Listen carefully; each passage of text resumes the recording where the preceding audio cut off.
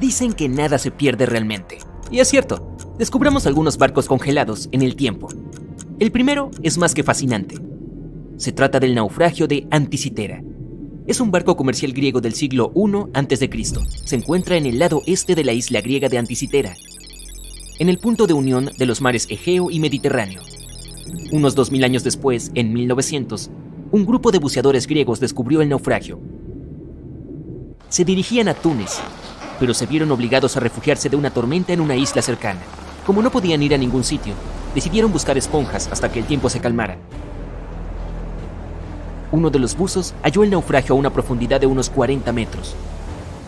Imagina que alguien va a buscar esponjas, pero que regresa a la superficie con tesoros arqueológicos. El capitán del barco habló con los funcionarios griegos y ellos enviaron 2 barcos a los restos.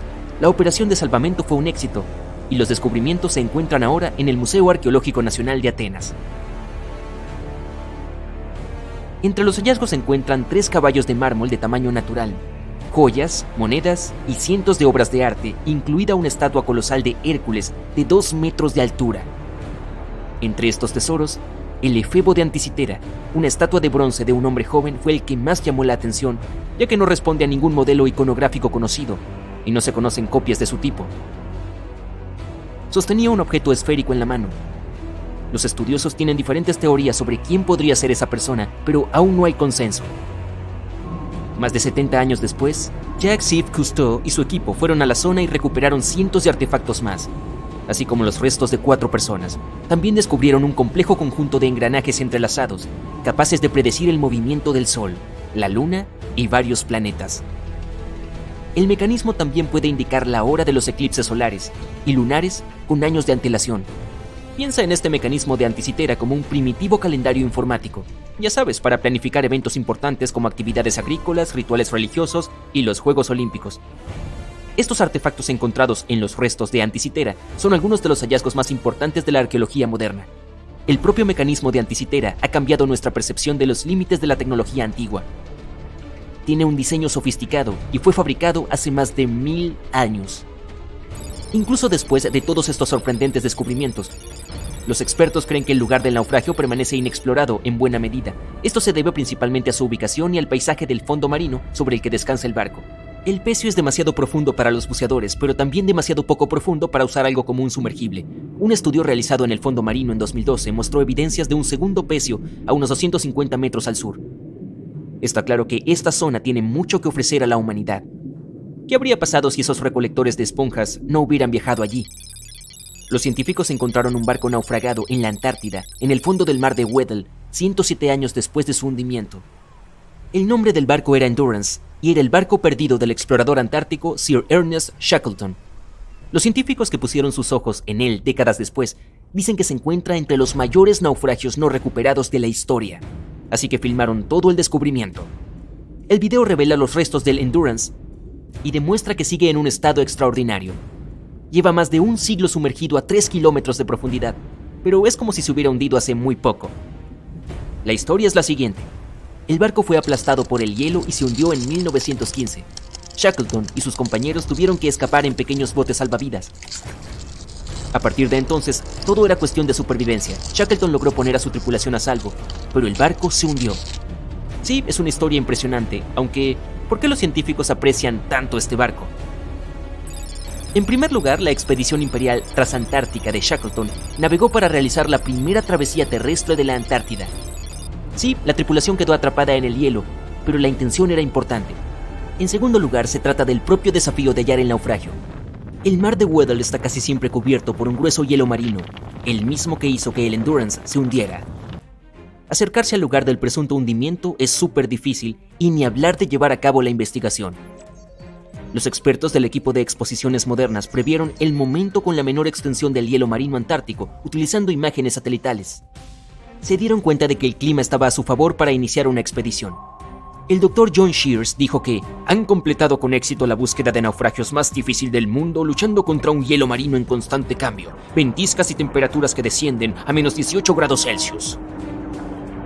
Si estas condiciones son las favorables, no puedo imaginar las peores condiciones en la Antártida. Por último, mira esto, es madera. Está en muy buen estado y es posible leer el nombre del barco. aún es visible. El arqueólogo marino Mensum Bond dice que este es el mejor naufragio de madera que ha descubierto. Tiene una carrera de 50 años, así que le creo. ¿Cómo es que la madera no está podrida? La doctora Michelle Taylor, bióloga de las profundidades polares, asegura que la madera se ha deteriorado poco porque los animales que comen madera no se encuentran en esta región libre de bosques de la Antártida. Los trabajadores de una mina de carbón en el este de Serbia descubrieron 3 naufragios que llevaban allí al menos 1300 años. El mayor de los naufragios es una antigua flota romana. Tiene unos 15 metros de largo y un fondo plano. Se calcula que el barco podía llevar una tripulación de 30 a 35 personas. Y observando el casco se pueden ver las marcas de las reparaciones. Vaya, tuvo una larga carrera. Nos ofrece un panorama de la vida hace más de 1000 años. Las 2 embarcaciones más pequeñas, por otro lado, coinciden con las descripciones de barcos utilizados por grupos eslavos para atacar la frontera romana. Han sido descubiertas debajo del lodo y la arcilla en el lecho de un antiguo río. Al parecer, en aquellos tiempos había una base romana en un lugar llamado Viminacium. Curiosamente, Viminacium era una capital de provincia con unos 40.000 habitantes en el siglo IV después de Cristo. A modo de comparación, era aún más grande que Pompeya. La mina de carbón de Kostolac es un centro de joyas ocultas. Los arqueólogos ya habían encontrado aquí pruebas de actividad humana y animal. Por ejemplo, en 2012 los expertos hallaron huesos de al menos 5 mamuts lanudos que se extinguieron hace unos 10.000 años. Unos arqueólogos han encontrado un barco 150 años después de su desaparición en las aguas del Ártico canadiense. Este buque mercante se llama HMS Investigator. Fue adquirido en 1848 para buscar el barco del explorador Sir John Franklin, que se perdió en la expedición del Paso del Noroeste. Así, el HMS Investigator partió de Gran Bretaña en 1850 para esta operación de rescate, dirigida por Robert McClure. El capitán se dio cuenta de que se encontraba en la etapa final del Paso del Noroeste, la ruta marítima a través de América del Norte. Sin embargo, antes de que pudiera adentrarse en el mar de Beaufort, el barco de 122 toneladas se atascó en el grueso hielo. La tripulación pasó el invierno en el estrecho del Príncipe de Gales. En el verano siguiente, McClure intentó, una vez más, navegar hasta el final del paso, pero el hielo volvió a bloquearle el camino. La tripulación se vio obligada a abandonar el barco por segunda vez. McClure los llevó a la Bahía de la Misericordia y allí permanecieron hasta 1853, cuando la tripulación del HMS Resolute los rescató. Imagínalo, una tripulación de 60 personas tuvo que pasar 3 inviernos en el Ártico sin saber si sobrevivirían. Más tarde, el barco fue hallado en posición vertical a una profundidad de unos 11 metros. Estaba en muy buen estado. El agua del Ártico impidió que la cubierta exterior se deteriorara rápidamente. El contorno del barco y su madera pueden apreciarse sin problemas. Además, los arqueólogos han descubierto artefactos en tierra abandonados por los marineros. Habían descargado todo antes de abandonar el Investigator. También han descubierto 3 tumbas de marineros y un naufragio de la Marina Británica en la zona. Me pregunto qué más podrían encontrar allí. El viaje comenzó como cualquier otro. El carguero SS Cotopaxi se dirige a La Habana, en Cuba, para entregar carbón. Es el 29 de noviembre de 1925. Para el capitán Mayer, su tripulación y el barco, que salieron del puerto de Charleston en Carolina del Sur, será el último viaje. Su ruta atravesaba el Triángulo de las Bermudas. 2 días después de haber zarpado, el Cotopaxi envió una señal de auxilio. Había sido víctima de una fuerte tormenta tropical que lo había llevado a volcar. El viento era muy intenso y venía acompañado de unos poderosos relámpagos. La lluvia llenó progresivamente la bodega del barco. De pronto, hubo un destello blanco y el barco desapareció sin dejar rastro. Sus restos fueron hallados en el desierto de Gobi, en una punta completamente diferente del planeta. Los 32 miembros de la tripulación, incluyendo el capitán, desaparecieron. Por supuesto, la parte del desierto de Gobi es ficción. Para una de sus películas, Steven Spielberg imaginó que el barco había sido trasladado por alienígenas. En la vida real, el barco no fue encontrado y no volvió a saberse nada de la tripulación. Se lo declaró oficialmente desaparecido y nadie logró hallar los restos. Parece uno de esos clásicos casos de fenómenos misteriosos en torno al Triángulo de las Bermudas, pero la mayoría de los misterios se resuelven tarde o temprano. En 2020, el Cotopaxi fue hallado. Un hombre llamado Michael Burnett se había mudado a Florida para estudiar naufragios en la costa. Uno en particular llamó su atención. Era mucho más grande que el resto, y las personas de la zona lo llamaban Naufragio del Oso. Se encontraba a unos 65 kilómetros de St. Augustine, al norte de Florida, pero nadie había logrado identificar la misteriosa embarcación. Y así, Michael comenzó a hacer trabajo de detective. Midió los restos y revisó toda la información que logró encontrar.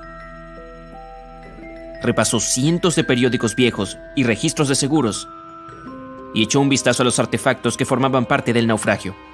Tras cientos de horas de trabajo duro, Michael quedó convencido, era el Cotopaxi. Pero desde hacía unos años, corría el rumor de que el mismo barco había aparecido en la costa de Cuba. La Guardia Costera había encontrado los restos de un carguero de un tamaño similar y muy parecido al barco desaparecido en 1925. Michael estaba seguro de que se equivocaban, así que unió fuerzas con unos periodistas científicos y siguió investigando. Pronto descubrieron algo que parecía confirmar las sospechas. Los buzos hallaron válvulas de latón cerca de los restos con las letras SB. A Michael se le ocurrió que las iniciales podían referirse a la Scott Valve Manufacturing Company. La sede central de esta empresa se encontraba en Michigan, no muy lejos de donde el Cotopaxi había sido construido. Así que era probable que hubieran abastecido a la embarcación con partes. El rompecabezas parecía estar resuelto. El naufragio del oso era realmente el carguero desaparecido. Pero aún restaba hallar la razón del hundimiento. ¿Acaso el Cotopaxi había sido víctima de algún fenómeno misterioso en el Triángulo de las Bermudas? Más tarde, Michael dio con el testimonio del carpintero del barco, entre unos viejos papeles. Afirmaba que las escotillas que cubrían el carbón se encontraban en pésimas condiciones antes del hundimiento. Las reparaciones no habían sido terminadas cuando la tripulación recibió la orden de zarpar hacia Cuba. Así que si las tapas de las escotillas seguían rotas durante el viaje, el agua podría haber ingresado fácilmente e inundado la bodega durante la tormenta tropical. Esa fue la verdadera razón por la que el Cotopaxi se hundió. No había nada misterioso al respecto. Solo un error cometido por personas normales. Pero este es solo un ejemplo de las decenas o tal vez cientos de casos de barcos y aviones que desaparecieron en el Triángulo de las Bermudas. Y aún no podemos explicar algunos de esos incidentes. Pareciera que realmente sucede algo raro en ese lugar.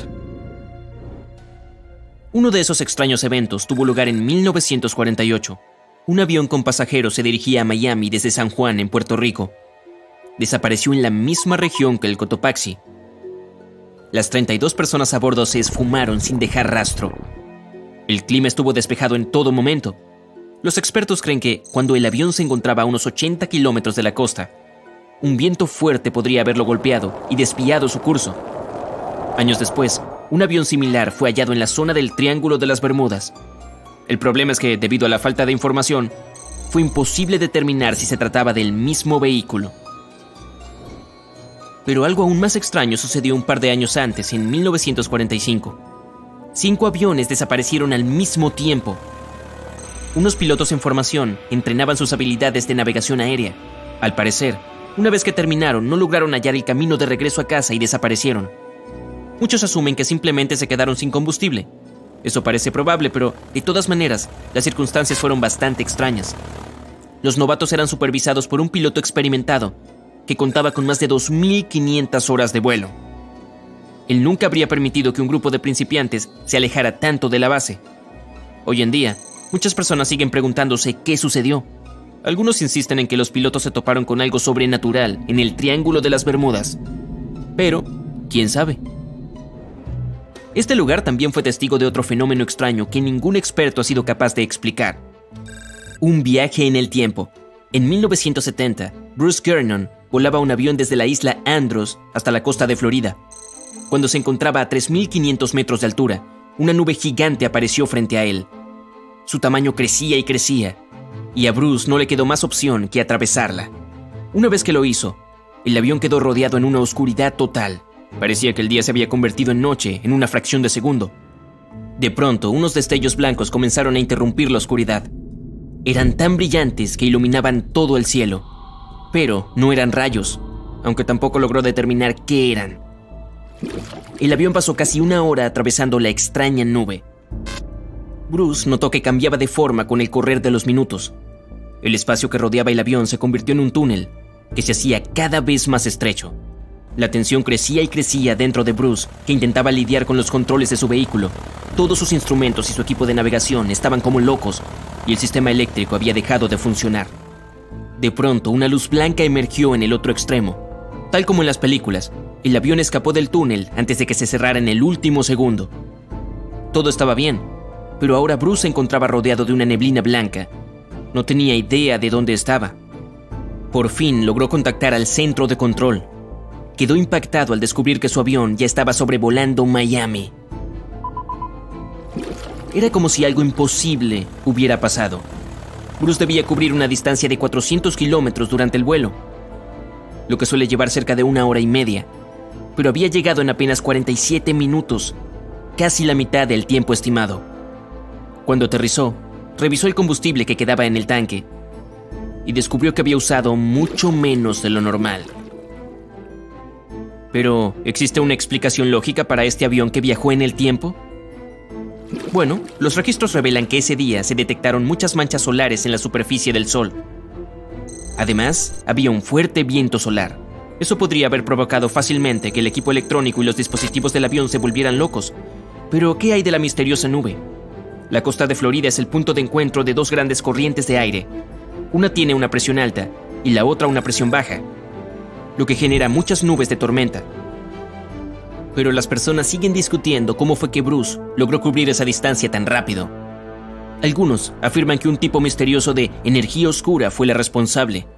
Otros dicen que se trata de una anomalía gravitatoria que alteró el espacio-tiempo. Y otros opinan que la historia de Bruce es un fraude. Aún no conocemos la verdad. Entonces, ¿existe realmente algo sobrenatural en el Triángulo de las Bermudas? ¿O acaso son solo coincidencias e historias inventadas? Lo cierto aquí es que en ningún otro lugar del mundo desaparecen tantos barcos y aviones como en el Triángulo de las Bermudas.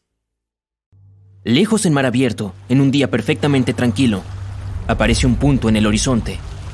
Aumenta de tamaño a medida que se acerca, y pronto puedes ver que es un barco. Pero cuando lo miras a través del catalejo, un escalofrío recorre tu espina dorsal.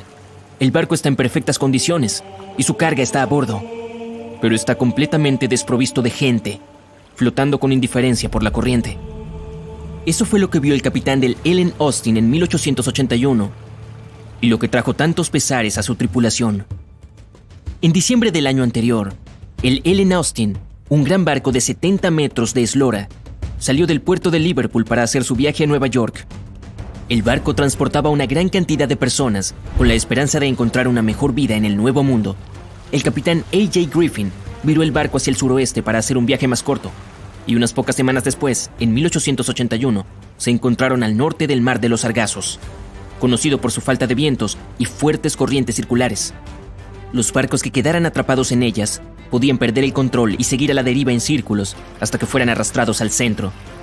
A partir de ahí serían increíblemente afortunados de volver a pisar las corrientes.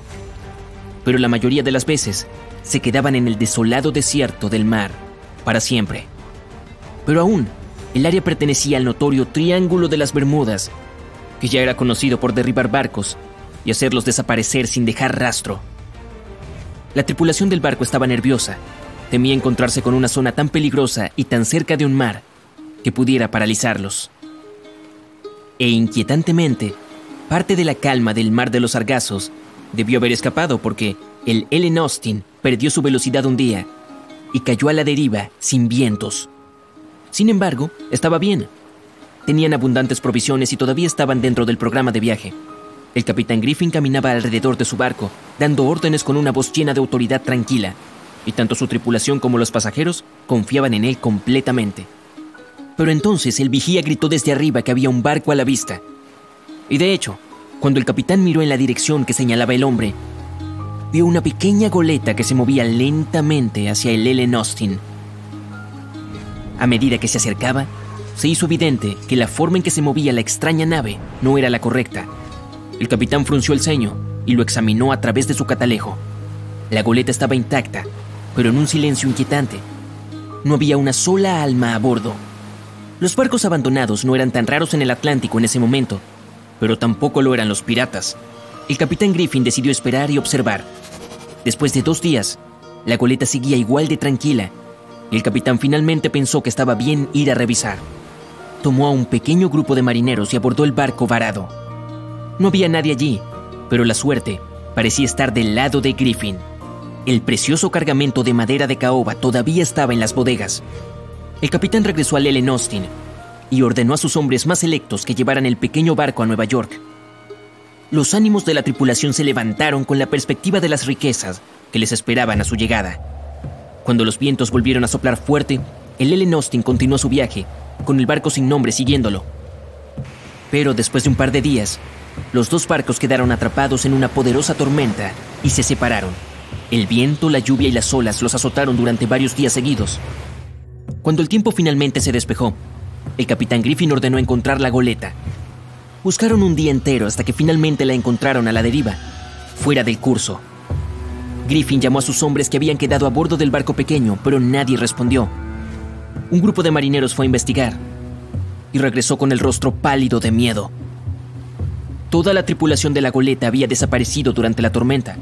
Sin embargo, el capitán no era de los que estaban dispuestos a perder un hallazgo tan valioso y ordenó a otro grupo que tomara el control de la goleta.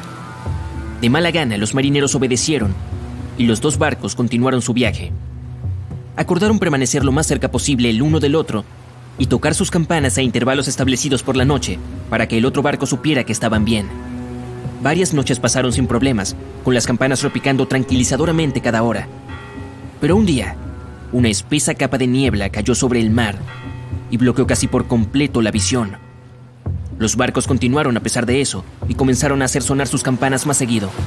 Cuando llegó la noche, la niebla todavía estaba allí, pero las campanas eran el sonido de la vida, hasta que se detuvieron. El capitán Griffin tocó la campana una vez, luego 2 veces. Sin respuesta. La tripulación encendió los fuegos y miró hacia el mar con atención. Pero la niebla aún no se había disipado y no podían ver nada en el abismo que se arremolinaba más allá de la borda del barco. Nadie pudo dormir esa noche y esperaron en silencio hasta el amanecer. Los primeros rayos del sol hicieron que la niebla se dispersara lentamente y toda la tripulación se dirigió al borde de la cubierta con el corazón apesadumbrado. Aún les quedaba algo de esperanza hasta que los últimos hilos de niebla se fueron, revelando un vasto, tranquilo y, lo más importante, océano vacío. La goleta sin nombre había desaparecido y también el segundo grupo de marineros del Ellen Austin. El barco navegó el resto del camino hacia Nueva York en un silencio grave. Una vez que llegó al puerto, los pasajeros se alegraron mucho de dejar el barco y nadie volvió la cabeza para despedirse. Ese fue el último viaje del barco como Ellen Austin. Ese mismo año se vendió a una compañía naviera alemana y se le cambió el nombre a Meta. Nadie encontró la goleta abandonada ni a los marineros que desaparecieron con ella. Y ese sería probablemente el final de esta historia misteriosa y no resuelta, si tuviera al menos un poco de verdad. En realidad, ninguna de las cosas enigmáticas de la narrativa sucedió. El Ellen Austin realmente salió de Liverpool y se dirigió al suroeste hacia Nueva York. Y su capitán realmente era A.J. Griffin y llevaba gente al continente americano. Pero a partir de aquí, la historia se desmorona. En primer lugar, el barco se fue demasiado al norte para pasar tan cerca del mar de los Sargazos. Simplemente no había razón para hacer un desvío tan amplio. A pesar de que los vientos del oeste eran fuertes, seguía siendo más rápido tomarlos de frente que ir en dirección sur. Así que el Ellen Austin probablemente no estaba cerca del mar de los Sargazos y del Triángulo de las Bermudas. En segundo lugar, se ha demostrado una y otra vez que el Triángulo no es más que una obra de ficción. De hecho, ganó popularidad a mediados del siglo XX. Y de hecho, a nadie se le había ocurrido dibujar un triángulo en el área de las Bermudas antes de eso.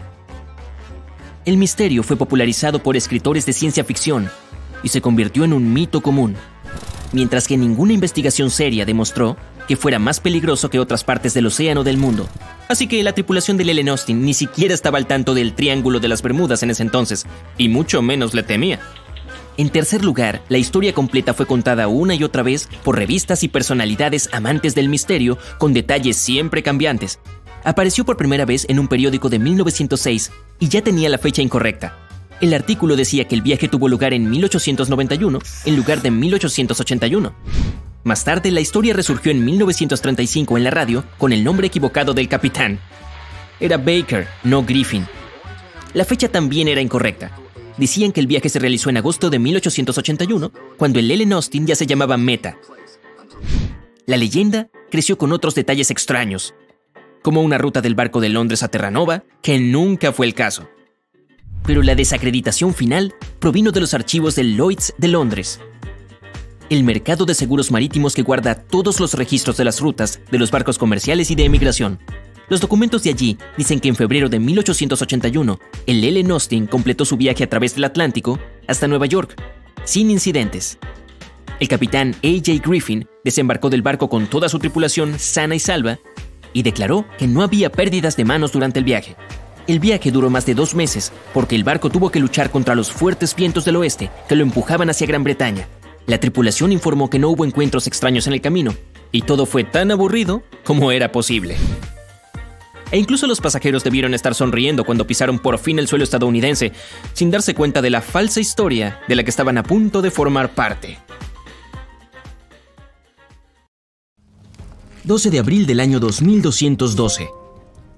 Es una gran fecha para la humanidad. El 300 aniversario del lanzamiento del legendario Titanic.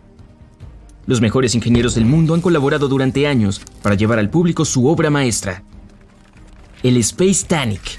Y lo han hecho justo a tiempo. La gloriosa nave espacial estará en su puerto bajo los reflectores, fotografiada por miles de personas. El viaje estaba programado para el 12 de abril, al igual que hace 300 años. Finalmente ha llegado el gran día. Los pasajeros van a bordo de la nave espacial más magnífica de la época. La llaman Irrompible. Tiene 12 cubiertas, desde la tercera clase más cercana al fondo, hasta la primera clase más lujosa en la parte superior, con vista panorámica del espacio exterior. La nave se prepara para el lanzamiento.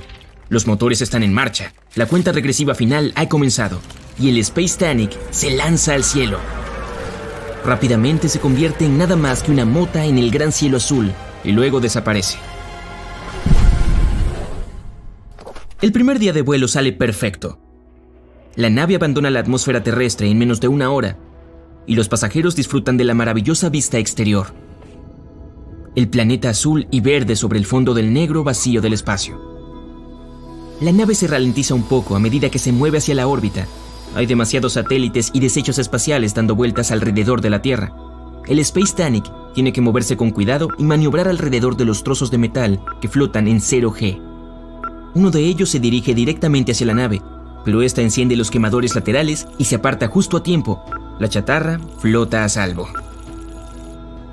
Finalmente, la nave está fuera de la zona de peligro y va hacia el gran vacío negro. Enciende los propulsores traseros para acelerar y se dirige hacia el lado brillante de la Luna. Será el primer destino del recorrido turístico.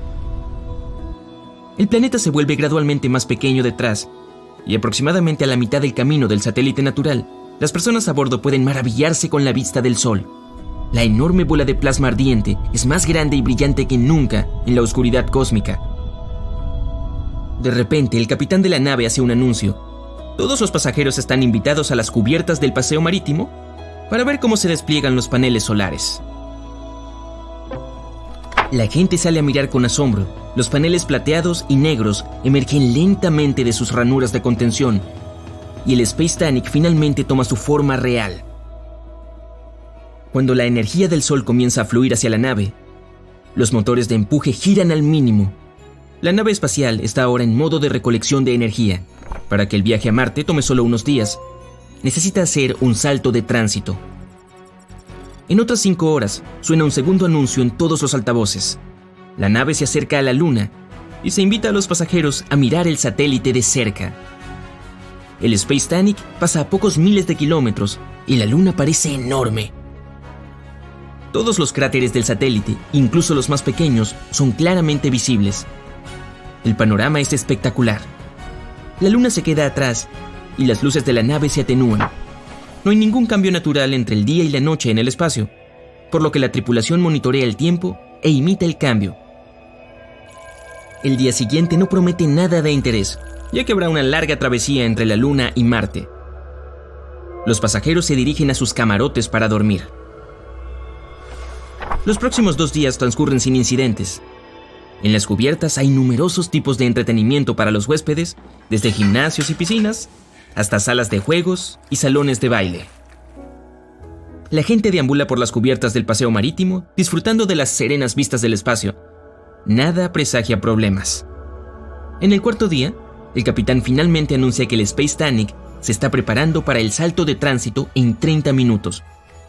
Cuando llega el momento, los pasajeros solo sienten un ligero tirón cuando la enorme nave salta a través del espacio-tiempo, entrando en las cercanías de Marte.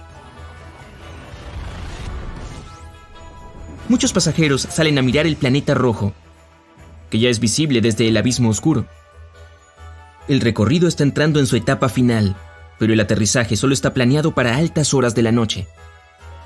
A las 11 p.m., cuando la mayoría de los pasajeros ya estaban en sus camas, el Space Titanic comienza las maniobras finales. Tiene que hacer una pequeña rotonda sobre Marte, porque el puerto está al otro lado del planeta.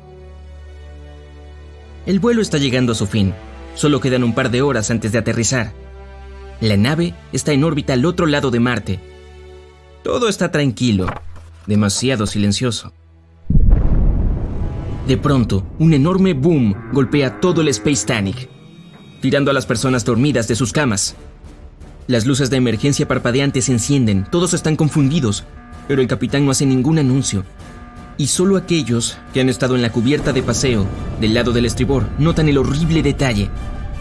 El ala delantera derecha ha sido arrancada y los pasa a toda velocidad hacia la popa. Presionando sus rostros contra el cristal, esforzándose por mirar el casco, ven un gran corte cerca del costado de la nave. El Space Titanic se estremece de nuevo y trozos de metal salen volando por el enorme agujero. La nave pierde rápidamente la presurización. Mientras tanto, el ala rota golpeó la popa y deja otro corte. Los mecanismos en el compartimiento del motor comienzan a desmoronarse y son arrastrados hacia el espacio. La nave gime y se detiene, suspendida a miles de kilómetros sobre Marte. Por fin, el capitán anuncia a través del intercomunicador que el Space Titanic ha chocado inesperadamente con un asteroide rebelde. Se pide a todos los pasajeros que se dirijan a sus respectivas cubiertas para la evacuación. En una hora, todas las cápsulas de rescate están ocupadas y listas para ser desplegadas. Pero cerca de un tercio de los pasajeros todavía están a bordo. Resulta que muchas de las cápsulas volaron en la colisión. La historia parece repetirse. El capitán todavía ordena desplegar las cápsulas y salen de los tanques de contención, dejando atrás a cientos de personas. Algunos se fueron sin sus familiares, sin saber qué destino les esperaba. Las cápsulas flotan en el espacio durante unos segundos y luego encienden sus motores de empuje, dirigiéndose a la superficie de Marte. Otra orden del capitán: que todos bajen a sus camarotes y se pongan los trajes presurizados que están debajo de la cama. Mientras los pasajeros se apresuran a cumplir, el Space Titanic envía señales de socorro a Marte y a todos los que se encuentran en las inmediaciones. A 100.000 kilómetros de distancia, una gran nave comercial, Leonia, recibe la señal y se apresura a ayudar. Los crujidos y gemidos a bordo del Space Titanic se vuelven cada vez más frenéticos. La gente está sentada en silencio en sus cabinas. Hay silencio a bordo, excepto por los sonidos de la nave que se desintegra lentamente. Y luego, de repente, un fuerte chasquido resuena en todo el Space Titanic y la nave se rompe en dos. Una fractura gigantesca va de arriba a abajo, casi a la perfección, a la mitad de las cubiertas. El vidrio presurizado que cubre las cubiertas del paseo se rompe en millones de pedazos que se alejan lentamente. Con las cubiertas despresurizadas, las personas y las cosas son arrastradas al espacio exterior. Por fortuna, todos los pasajeros y la tripulación están usando sus trajes según lo ordenado, pero solo tienen cerca de una hora antes de que se les acabe el oxígeno. Las personas se ayudan mutuamente flotando juntas y transportando a los varados a sus grupos. Apenas pueden controlar su flotación, pero de alguna manera aún logran poner algo de orden en el caos. Acurrucados en el espacio oscuro, sobre el planeta rojo, observan cómo el poderoso Space Titanic se convierte en una pila de desechos espaciales. Han pasado 45 minutos, el oxígeno se está agotando, y la gente trata de respirar lo más lenta y cuidadosamente posible. Todavía no hay ayuda a la vista, y se están preparando para lo peor. Pero entonces, uno de ellos comienza a saludar y señalar en algún lugar. Es un punto brillante, apenas diferente de las estrellas en el espacio lejano, que se acerca cada segundo. Y en 5 minutos, la gente aliviada ve una nave espacial que se acerca a toda velocidad. El Leonia llegó justo a tiempo para salvar el día. Rápidamente, pero sin prisa, la tripulación del Leonia reúne a todos los que flotan en el espacio alrededor de los restos del Space Titanic y los lleva a bordo de su nave. El último de los supervivientes solo tenía suficiente oxígeno para 3 minutos más. En unas pocas horas, el Leonia aterriza a salvo en el principal puerto de Marte. Los periódicos lo llamaron el día en que el Titanic se hundió nuevamente. El mar, esa bestia acuática implacable, lleva siglos desafiando todos los intentos de domarlo. Muchos barcos impulsados por el viento han atravesado las zonas más duras del mundo. Algunos han sobrevivido a la lucha con el mar y muchos han salido mal parados. Es el año 1834. Un barco llamado Pilgrim está poniendo rumbo para navegar desde California a Boston. El viaje dará la vuelta a Sudamérica y luego pasará por el Cabo de Hornos, en Chile. Richard se alista como marinero mercante a bordo del Pilgrim. Este es su primer viaje en el mar. La tripulación le cuenta a Richard historias sobre el Paso Drake, frente al Cabo de Hornos, una ruta legendaria por sus peligros. Innumerables barcos y marineros han desaparecido en esas aguas. Desde que se descubrió el Cabo de Hornos en 1526, todos los que han navegado alrededor de él se han dado cuenta de que es la prueba definitiva de la habilidad de cualquier marinero y de la fuerza de cualquier barco. Los que han sobrevivido a la travesía llaman al Cabo de Hornos la pesadilla de los marineros. Jack, el timonel, un veterano, dirige el barco hacia esta ruta, la más peligrosa de todas. Jack ha estado a bordo del Pilgrim desde que se puso en marcha en 1825. Ha pasado muchas veces por el Cabo de Hornos y cada vez ha aprendido una lección diferente de las pruebas que ofrece el mar. El Pilgrim ha sido reformado desde su último viaje, hace 1 año. Richard valora la experiencia de Jack, dado que es su primer viaje en el mar. Jack le asegura a Richard su confianza en el Pilgrim, a pesar de que solo es un pequeño velero de madera con 2 mástiles. Jack es consciente de que las embarcaciones de madera se están quedando poco a poco anticuadas, sustituidas por los nuevos barcos de vapor. Pero Jack prefiere la maniobrabilidad del Pilgrim, y lo preferiría a los barcos de acero sin dudarlo. Richard está encantado de estar a bordo. Hay mucho que explorar en la vida como marinero mercante, pero el sujeto batalla en equilibrar el barco. Los fuertes vientos hacen que el Pilgrim se mueva más rápido, proporcionando a Richard una rápida introducción a la vida en el mar.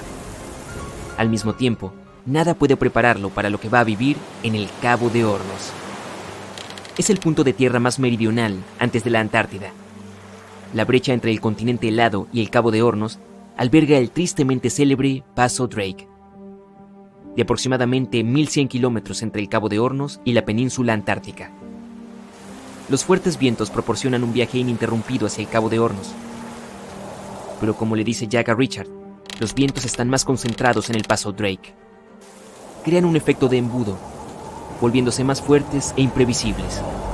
Richard no está seguro de lo que esto puede significar para el Pilgrim, pero entiende que no hay una ruta más fácil para viajar por Sudamérica. Pasan algunos días. El Pilgrim navega junto a las numerosas islas que conforman la costa oeste de Chile. Aunque el mar ha estado relativamente tranquilo, Richard sigue lidiando con su falta de equilibrio en el barco. Sus movimientos siguen siendo poco elegantes. El constante balanceo de la cubierta sube y baja, y a Richard le cuesta acostumbrarse al movimiento. Grandes olas aleatorias golpean al Pilgrim desde todos los ángulos. El barco se acerca rápidamente al Cabo de Hornos. Richard mira hacia las grandes y estruendosas nubes negras en la distancia. «Bienvenido al Cabo de Hornos», dice Jack, medio riendo. La sonrisa irónica de su rostro pronto desaparece. El hombre se pone serio, sabiendo lo que les espera a todos. Los vientos más fuertes empiezan a agitar las velas mientras la tripulación se esfuerza por aferrarse a las cuerdas. Richard se pone desesperadamente a ajustar las velas de popa, adaptándose al constante cambio de los fuertes vientos del sur. Jack se mantiene firme al timón, consciente de la importancia de su papel. Es cauteloso del oleaje, que puede aumentar muy rápidamente cuanto más al sur viaje. Es crucial que el Pilgrim no se aventure demasiado cerca del Cabo de Hornos cuando se acerquen. La gran oscuridad que había en la distancia ahora está a su alrededor, llenando el cielo en todas las direcciones. Las nubes ennegrecidas lanzan lluvia y granizo sobre la tripulación, mientras intentan resistir el clima enfurecido. El capitán dirige el timón, cambiando la dirección de la nave. La temperatura ha descendido considerablemente, manteniendo a duras penas el agua fuera de sus ojos. se vuelve hacia la proa de babor para proporcionar a su cara un breve descanso del tormento del viento. Mirando a lo lejos, el hombre ve el Cabo de Hornos solo, rodeado de niebla. Es una visión inquietante. Dirige el Pilgrim a lo largo de la cara del Cabo de Hornos. La distancia se acorta. Las olas se reducen en altura, ya que las profundidades se vuelven más superficiales, pero estas olas son mucho más pronunciadas y su ángulo puede causar más daño a la embarcación de madera. Jack no está seguro de la cantidad de estas olas que el Pilgrim puede soportar antes de que el casco se rompa. Richard, aún apostado en las velas de popa, observa el agua y los icebergs que flotan. No está seguro de su tamaño, ya que la mayoría están ocultos bajo el agua, pero sabe que debe alertar a Jack si alguno se acerca demasiado. Un solo iceberg que golpea al Pilgrim será todo lo que el casco pueda soportar. Obedientemente mira por encima de la borda y en la distancia. Los icebergs no son las únicas cosas que hay que tener en cuenta. Las olas son comunes en estos mares también.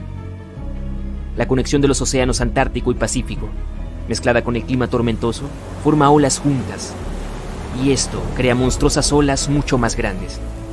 Se sabe que estas olas alcanzan los 30 metros de altura. Pueden destruir la mayoría de los barcos a su paso. Seguramente será el fin del Pilgrim si se encuentra con una ola gigante. Las fuertes corrientes ajustan la ruta del Pilgrim, como si el Cabo de Hornos tratara de atraer al barco hacia sus bajos rocosos.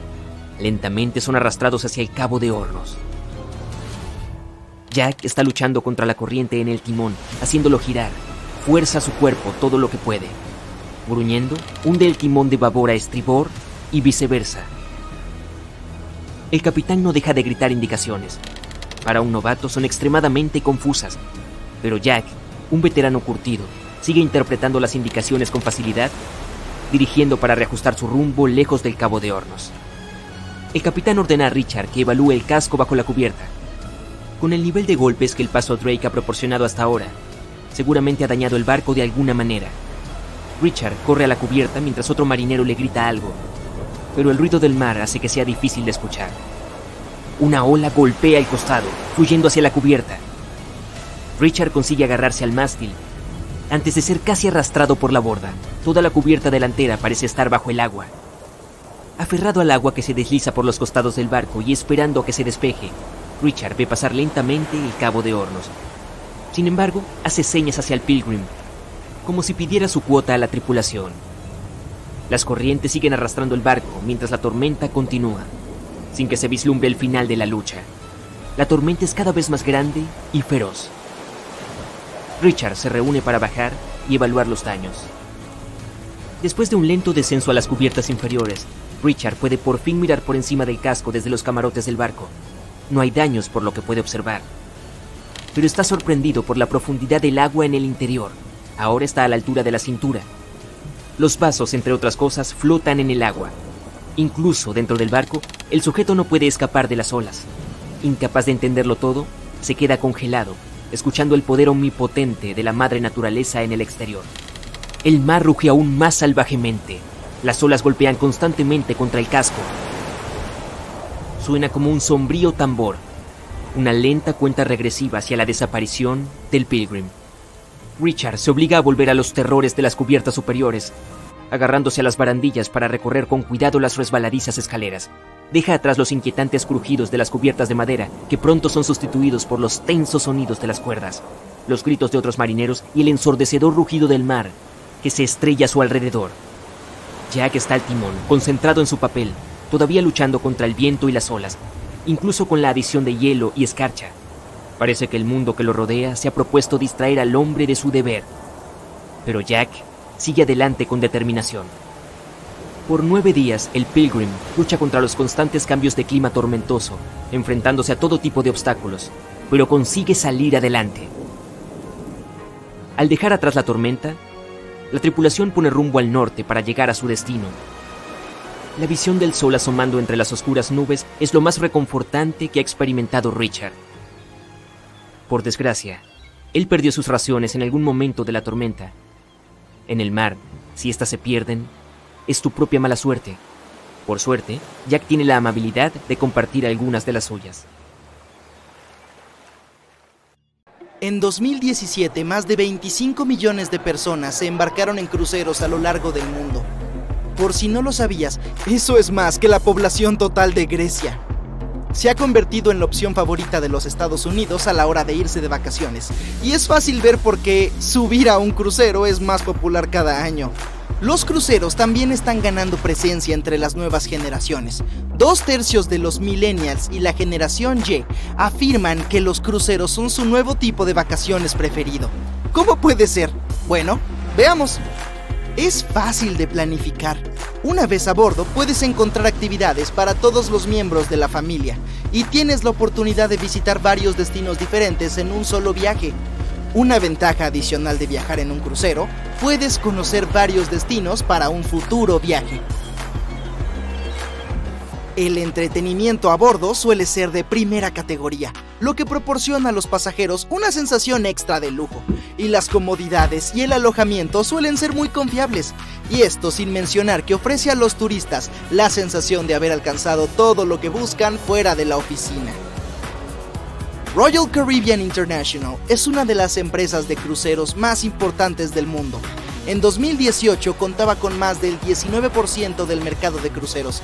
Su flota actual se divide en muchas clases diferentes de barcos, incluyendo la clase Voyager, Radiance y Quantum. La última adición a la impresionante flota fue construida en 2018. El Wonder of the Seas es actualmente el crucero más grande del mundo, dado que este espectacular transatlántico acaba de realizar su viaje inaugural en marzo del 2022.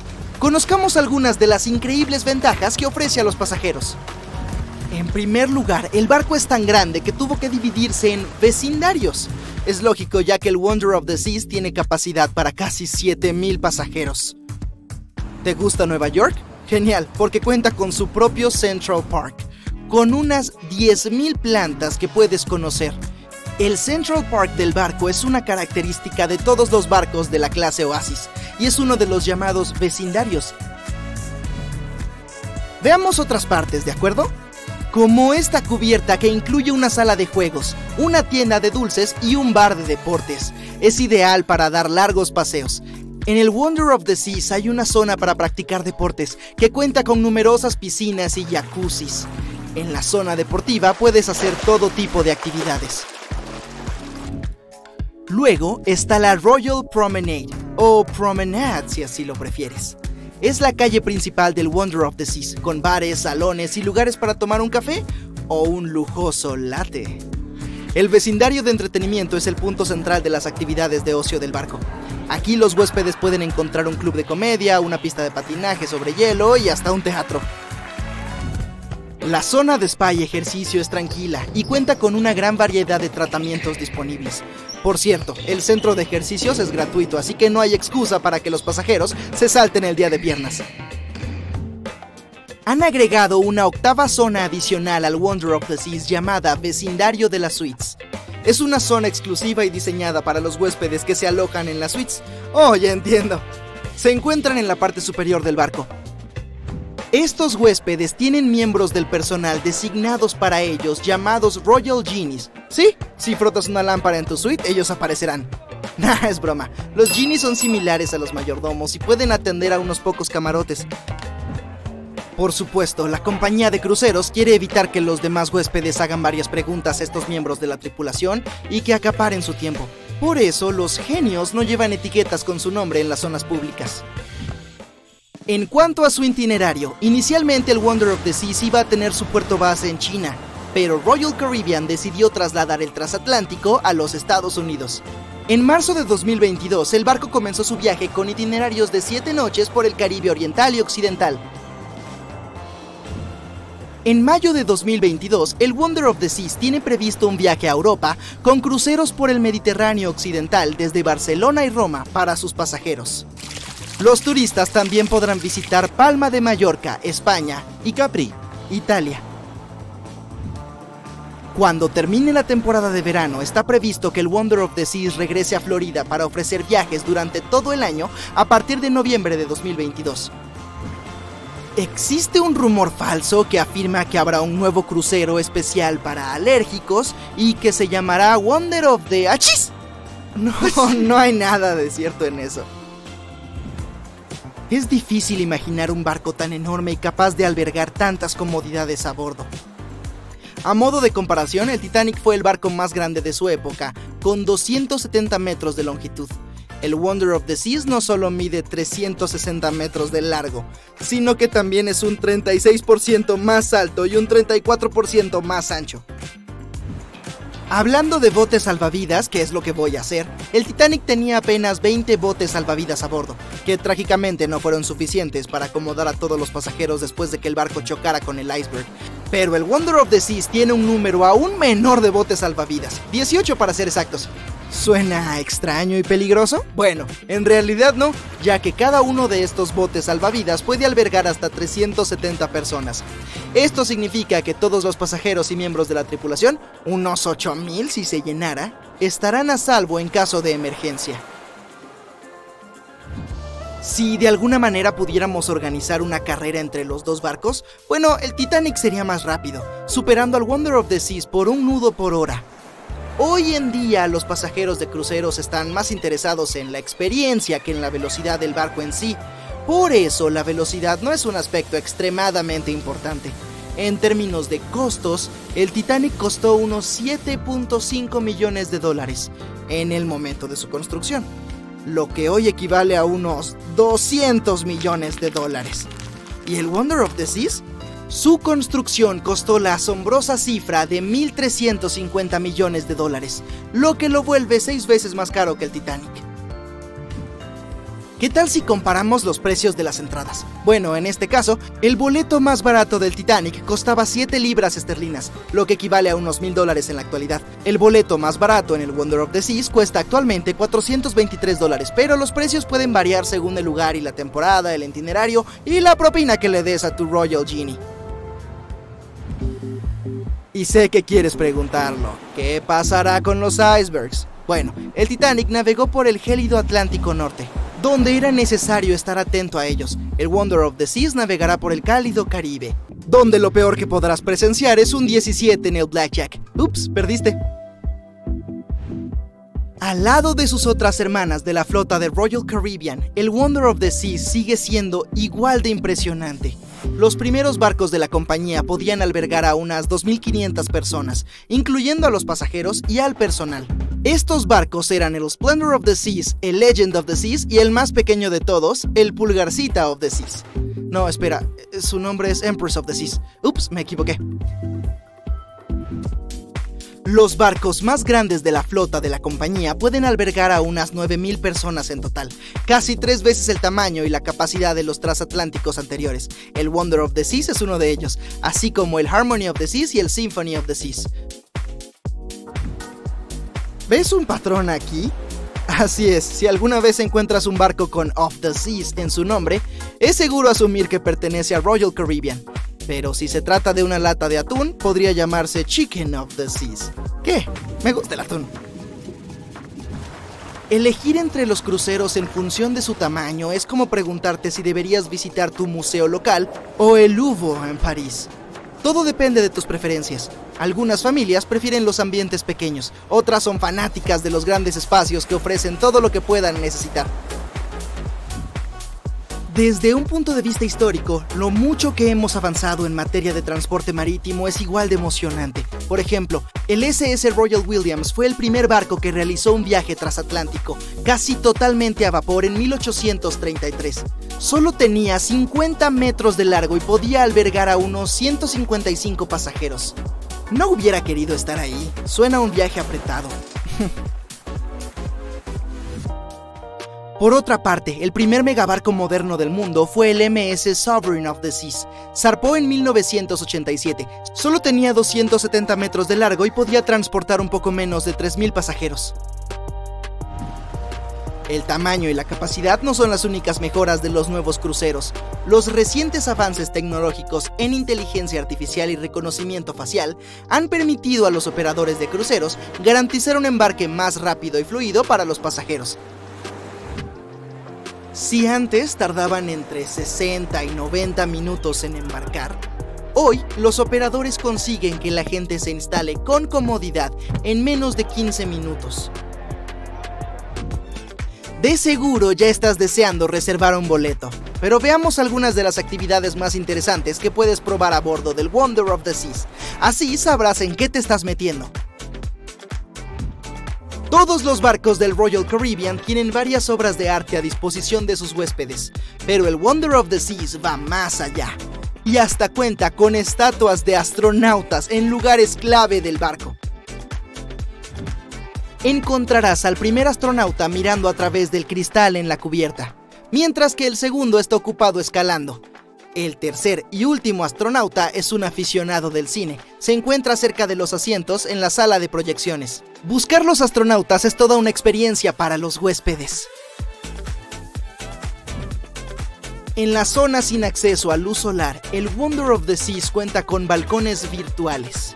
En caso de mal clima, los huéspedes pueden seguir sintiéndose al aire libre sin tener que esconderse del viento o la lluvia. Los adolescentes tienen un lugar propio en el barco. Hay un club especial con una bañera de hidromasaje privada, una zona de selfies, juegos y asientos cómodos. La parte interior de este club cuenta con una máquina expendedora, una interesante colección de literatura y fútbol de mesa. ¿Dónde me anoto? Abril de 1912 marcó una de las tragedias más terribles de la historia del mundo. El barco insumergible, la cúspide de la ingeniería de la época, el enorme Titanic, se hundió. En esa oscura noche sin luna, el transatlántico tuvo varias oportunidades de salvar a sus pasajeros. Había otro barco a pocos kilómetros que podía haber salvado al Titanic, pero no lo hizo. No era un barco fantasma, y no es una leyenda o una teoría, sino una realidad documentada. Hay registros y declaraciones de testigos que lo confirman. Pero, ¿por qué no ayudó? Averigüemos lo que ocurrió aquella noche analizando los acontecimientos desde 3 puntos de vista diferentes. Comencemos por la versión del Titanic. 11:30 de la noche. La luna se esconde detrás de nubes negras. La visibilidad es muy pobre. Todo está en calma en el Titanic. Bajo la indicación del capitán, el operador de comunicaciones se mantiene en contacto con tierra firme a través de la radio. En ese momento, un extraño irrumpe en la frecuencia e interrumpe la comunicación del operador. No está claro qué es o lo que este extraño quiere o de qué habla. El operador no intenta averiguarlo, solo le grita y le exige que se desconecte. La conexión se interrumpe. A las 11:40 de la noche, el Titanic choca con un iceberg. El hielo rompe el casco. El agua comienza a inundar las cubiertas inferiores. De momento nadie ha entrado en pánico. 20 minutos después, a medianoche, la tripulación envía una señal de auxilio por radiofrecuencia. Pocas personas comprenden la gravedad de la situación.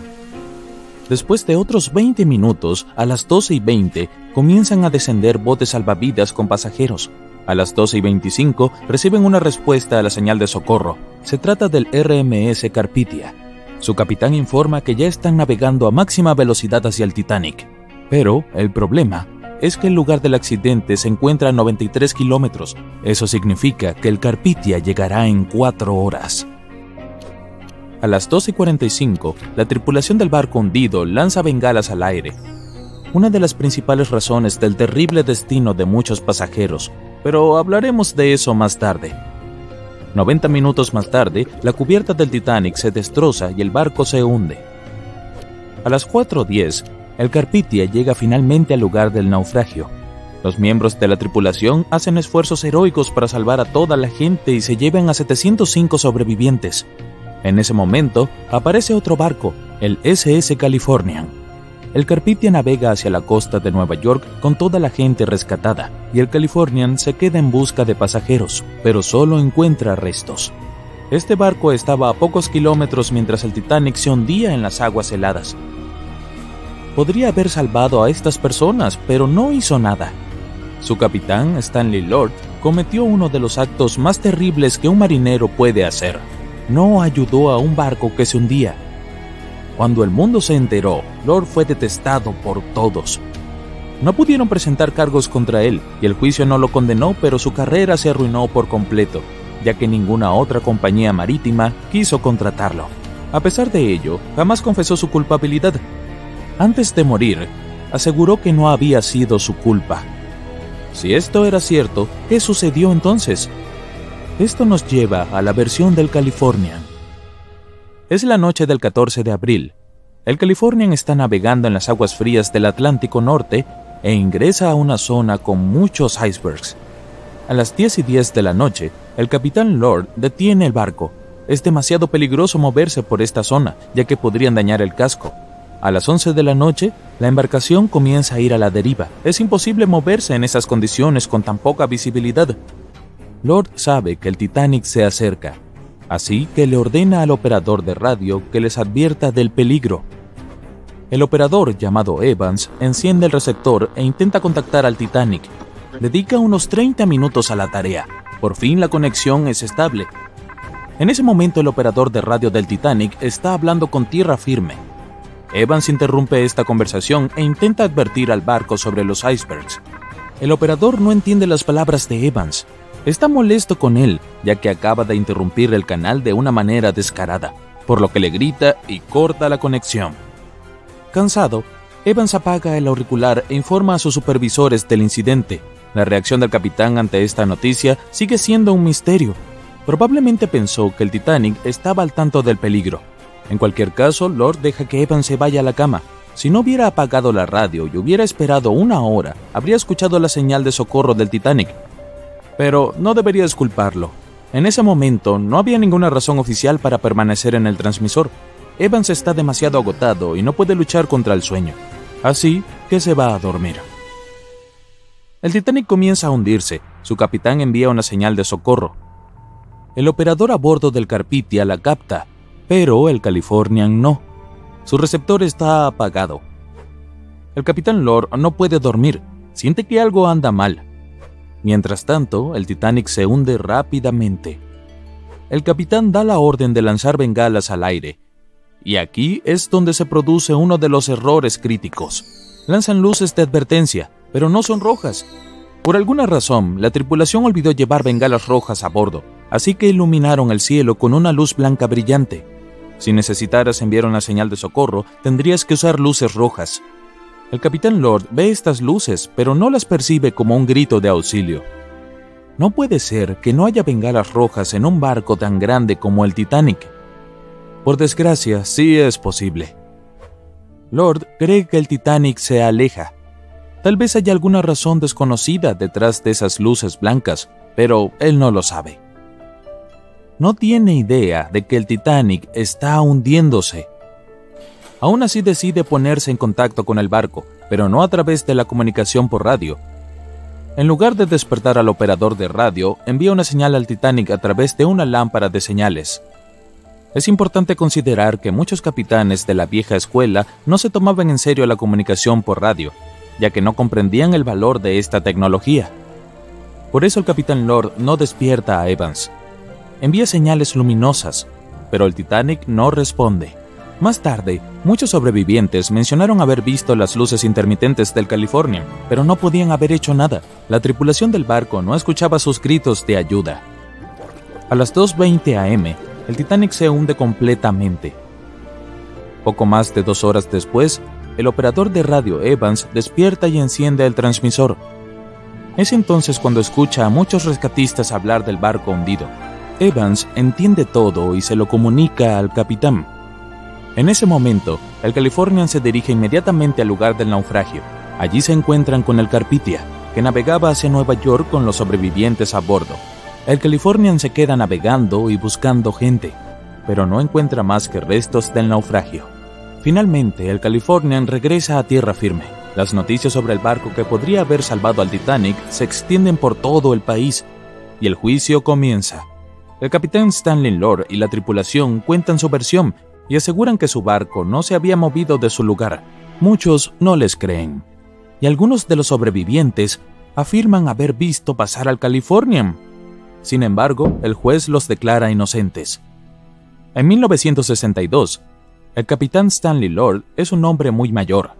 Llama a un notario para confesar algo y hacer su último comentario sobre este caso. Jura que no es culpable. Pero si el Californian no pasó junto al Titanic en ese momento, entonces ¿quién? La teoría del Sansón podría responder a esa pregunta. El buque de carga Sansón estaba navegando en las aguas frías del Atlántico Norte. La tripulación no está durmiendo. Estudian cuidadosamente los alrededores, pero no por miedo a los icebergs.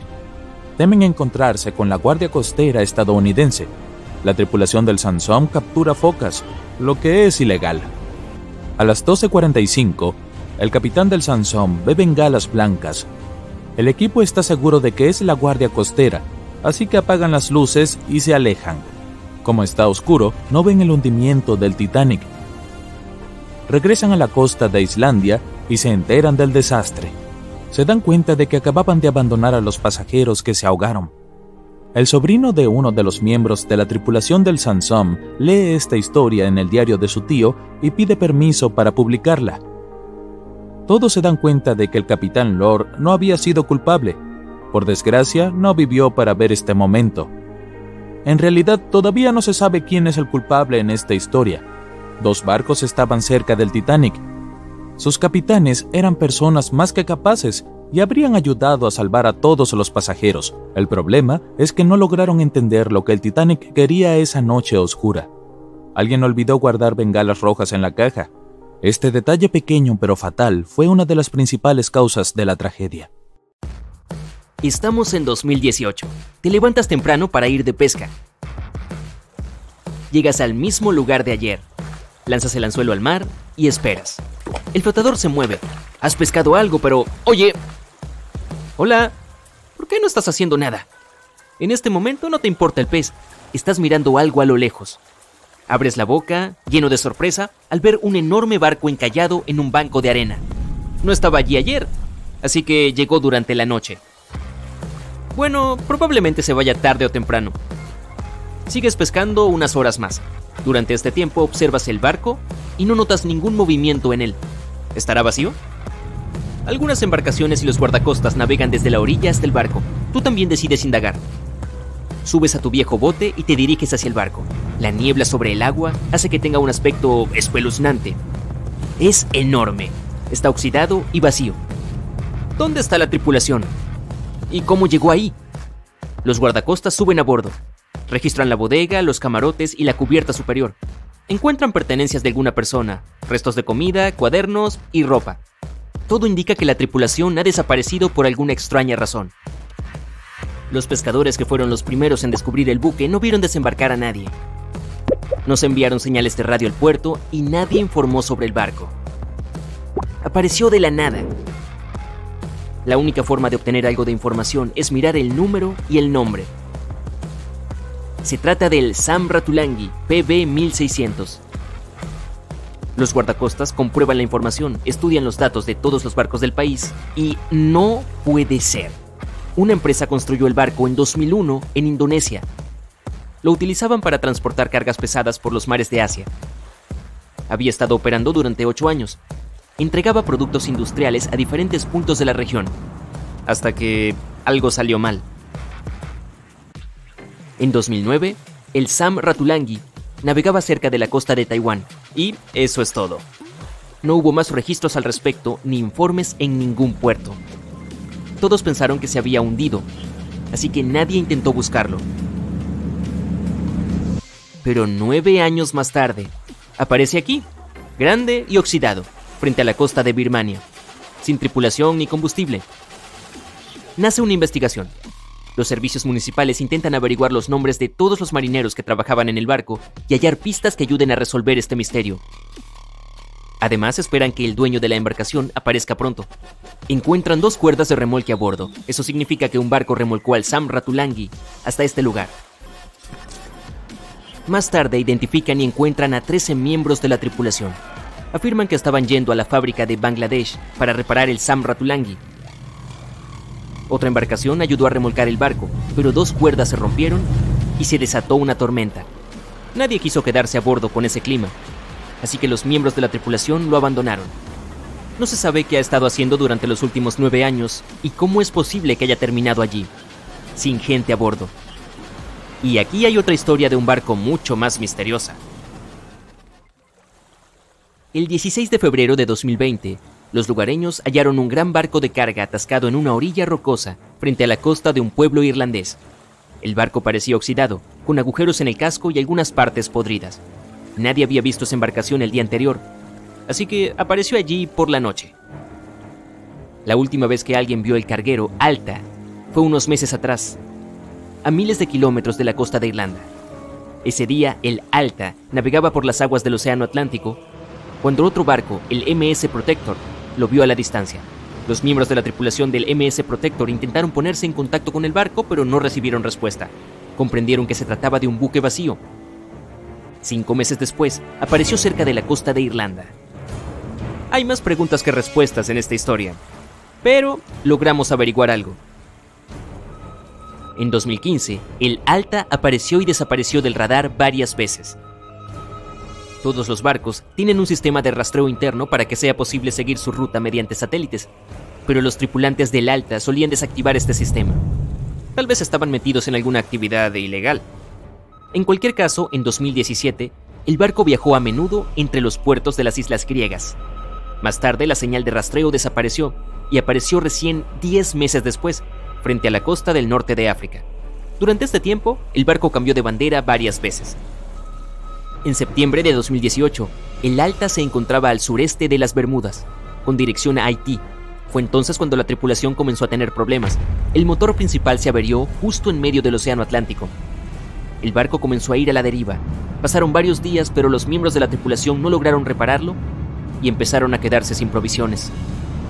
La situación empeoró aún más cuando se enteraron de que un huracán se dirigía hacia ellos. Por fortuna consiguieron ponerse en contacto con los guardacostas estadounidenses. El 2 de octubre, un helicóptero voló hasta el Alta para llevarles algunos suministros. Había comida suficiente para varios días. Luego, un barco de rescate se les acercó. Evacuó a los marineros y los llevó a Puerto Rico antes de que el huracán los alcanzara. El Alta quedó solo a la deriva en medio del océano. Pasado un tiempo, otro barco se acercó al Alta para remolcarlo a las costas de Guyana. A partir de entonces, todo salió mal. Alguien robó el barco, desactivó el sistema de seguimiento y se alejó con rumbo desconocido. Después de casi un año, el MS Protector encontró el Alta vacío en las aguas del Océano Atlántico. Y 9 meses después, la embarcación sin tripulación llegó a las costas de Irlanda. ¿Cómo se las arregló para atravesar el Atlántico y llegar a la costa de Irlanda? Sigue siendo un misterio. Puede que haya sido cuestión de suerte. Nadie más vio el barco en todo ese tiempo. Cubría grandes distancias y sobrevivía a las tormentas. ¿Quién es el capitán? ¿Qué pasó con los ladrones? ¿A quién le pertenece ahora? Un día, alguien llamó al ayuntamiento y se presentó como el propietario del barco, pero esa persona no aportó ninguna prueba. Encontraron varios barriles de petróleo en el barco y se los llevaron en helicóptero. El Alta se estaba oxidando y la corrosión del metal podía ser dañina para el medio ambiente. El barco no tenía valor comercial, pero deshacerse de él costaría millones de dólares. Había 3 opciones: dejarlo donde estaba, remolcarlo al mar y dejar que se hundiera, o desmontarlo para vender sus partes. Pero la naturaleza tenía sus propios planes. Las tormentas y las fuertes olas partieron el casco en 2. El Alta estuvo a la deriva sin tripulación en las aguas del Océano Atlántico durante aproximadamente 2 años. Pero esto no es nada comparado con un barco que estuvo navegando durante 38 años. El récord pertenece al SS Baichimo. Solía ser un buque mercante de una empresa comercial. En 1931 se abrió paso en el hielo de la costa de Alaska. Su movimiento se ralentizó, una gruesa capa de hielo lo bloqueó y una fuerte tormenta empeoró la situación. La tormenta de nieve era tan intensa que los miembros de la tripulación solo podían ver un velo blanco delante de sus ojos. Seguir navegando era imposible. Tuvieron que esperar a que la tormenta se calmara. Esperaron 1, 2, 3 días. Una semana después, la tormenta era cada vez más fuerte. Por fin, un día se tranquilizó. Los miembros de la tripulación se dividieron en 2 grupos. El primero se dirigió a la ciudad más cercana. El segundo grupo, junto con el capitán, se quedó allí. Acamparon junto al barco y esperaron a que la tormenta, que había vuelto a empeorar, terminara. La visibilidad era nula. Finalmente, un día desapareció. Genial. Y ahora, un momento. ¿Dónde está el barco? El SS Baichimo había desaparecido durante la tormenta. El capitán estaba seguro de que el barco se había hundido, así que partió junto con la tripulación. Una semana después, lo vieron a la deriva, cerca de la zona donde lo habían perdido. El casco estaba tan dañado que navegar en él no era seguro. Repararlo sería inútil y caro, así que el capitán decidió abandonarlo.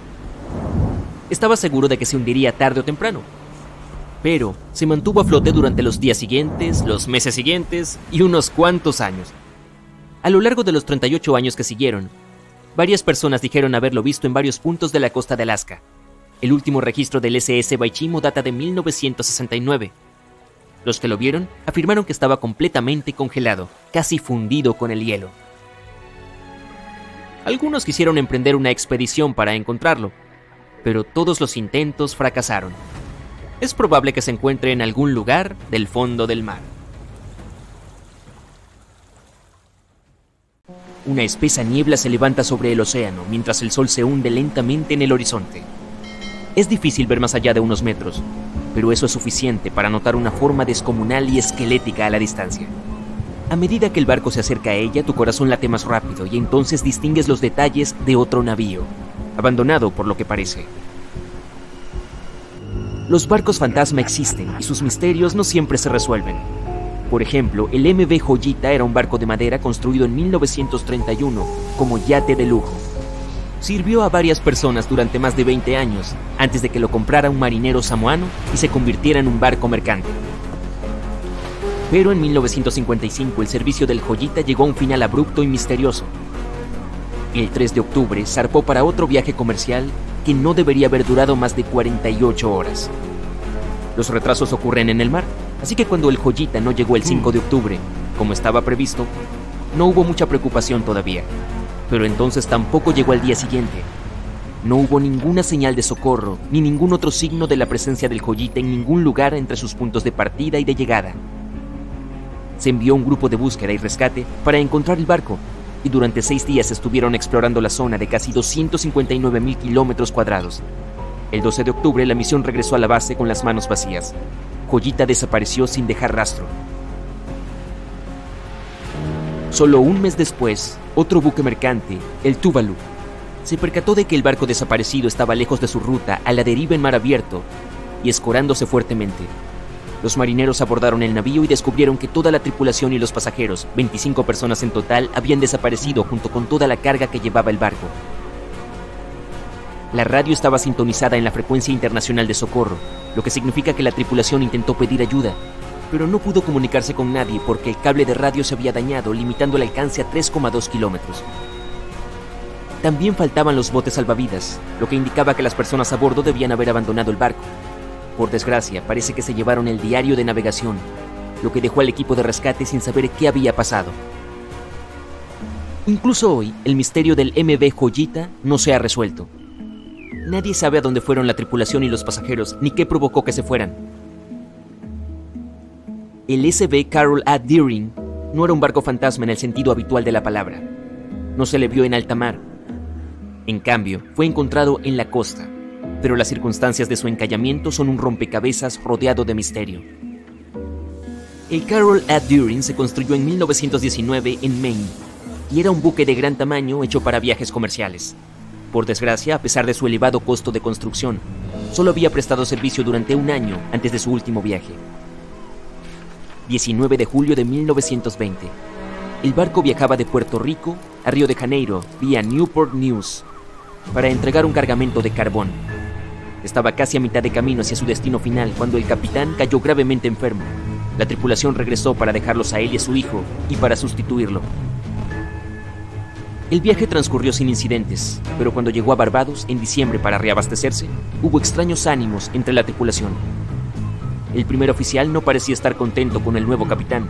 Nadie le prestó mucha atención en ese momento, cuando probablemente debería haberlo hecho. El último avistamiento del Carol A. Deering en el mar fue el 28 de enero de 1921, cuando un buque faro lo divisó frente a la costa de Carolina del Norte. Hubo cierto revuelo en el alcázar del barco, donde normalmente no se permitía a la tripulación.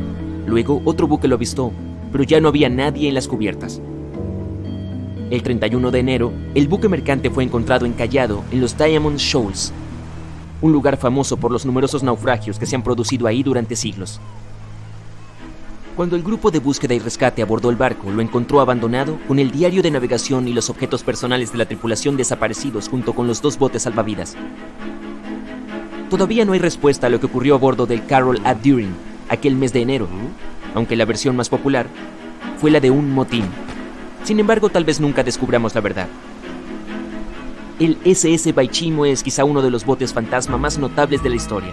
Este gran barco de vapor de carga se construyó en 1914 en Suecia y siguió su camino diligentemente durante más de 16 años, intercambiando provisiones por pieles con las tribus nativas de Alaska y Canadá. Pero entonces, el 1 de octubre de 1931, el Baichimo quedó atrapado en el hielo.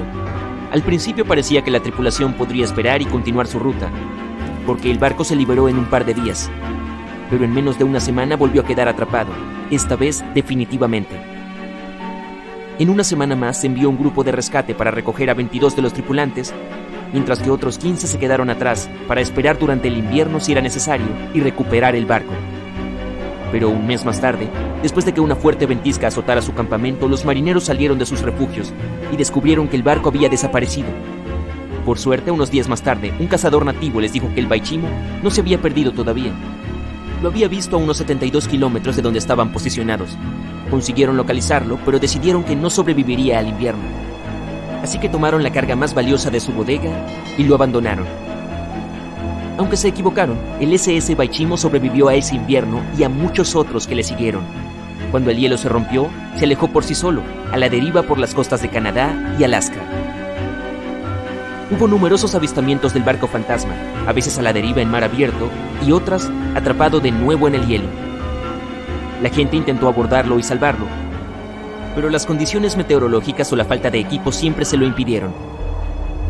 El SS Baichimo fue visto por última vez por los nativos de Alaska en 1969, 38 años después de su abandono. Se desconoce qué fue de él posteriormente. La historia del SS Orang Medan es una de las más desconcertantes y angustiosas historias de barcos fantasmas del siglo XX. Ni siquiera se sabe con certeza si existió. No estaba registrado en Lloyd's Shipping, el registro internacional de buques, lo que lo convierte en un cuento chino o en un buque que evitó ser registrado oficialmente por razones turbias. En cualquier caso, los relatos sobre lo que le ocurrió varían. Según la mayoría de los informes, este transportaba una carga desconocida en aguas indonesias cuando recibió una llamada de socorro de otro barco en las proximidades. El oficial de guardia escuchó un mensaje de SOS, pero su contenido es diferente según los relatos. El mensaje no se repitió y la tripulación del Medan no respondió a ningún intento de contactar con él.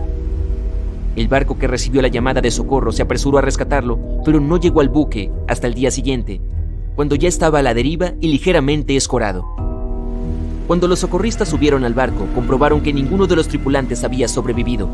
Sin embargo, faltaba un bote salvavidas, lo que implicaba que había al menos un miembro de la tripulación que había logrado escapar. Lo que ocurrió con el resto de las personas a bordo sigue siendo un misterio hasta el día de hoy. Sin embargo, no hay datos concretos sobre esta historia, por lo que es posible que nunca lleguemos a saber si el SS Orang Medan fue un barco real y no una cosa de ficción. SB Sebrina era una barcaza de 3 mástiles construida en 1873 para viajes comerciales fluviales en Sudamérica. Sirvió durante más de 4 décadas, demostrando ser un barco fuerte y fiable. Más tarde fue trasladado a Europa, donde siguió cumpliendo bien su cometido. Pero entonces, en octubre de 1917, el Sebrina zarpó a un viaje regular, solo para ser encontrado en tierra varios días después. Misteriosamente, aunque estaba perfectamente intacto, toda la tripulación de 5 personas y el capitán habían desaparecido. No hay pruebas directas ni datos concretos sobre lo que realmente ocurrió aquel día. La teoría más convincente es que la tripulación fue arrastrada de la cubierta a causa de una explosión submarina, y luego el barco siguió adelante sin ella. Pero la verdad, como siempre, sigue siendo desconocida.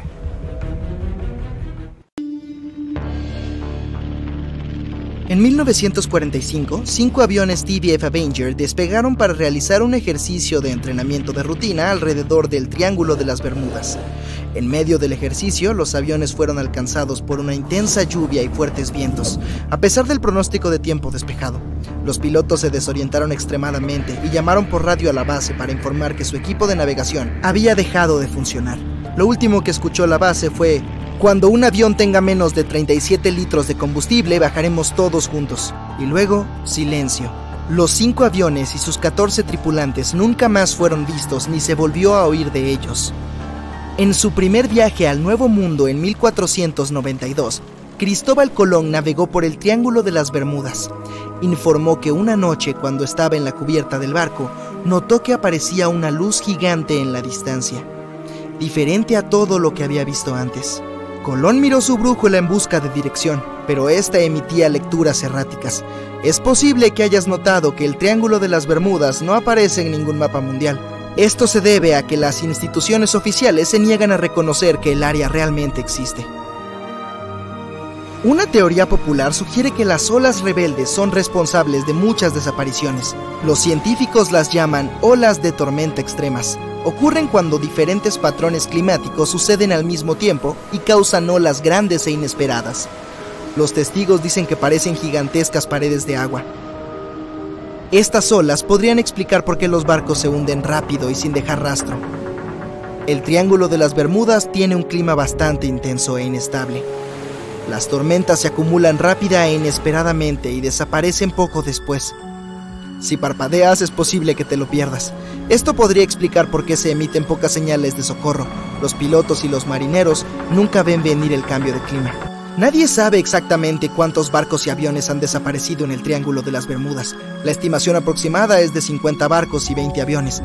La mayoría de las veces, las desapariciones no tuvieron explicación y nunca se han encontrado restos. Otra extraña teoría que intenta resolver el misterio del Triángulo de las Bermudas pertenece a Charles Berlitz. Insiste en que el área es el hogar de la ciudad perdida de la Atlántida.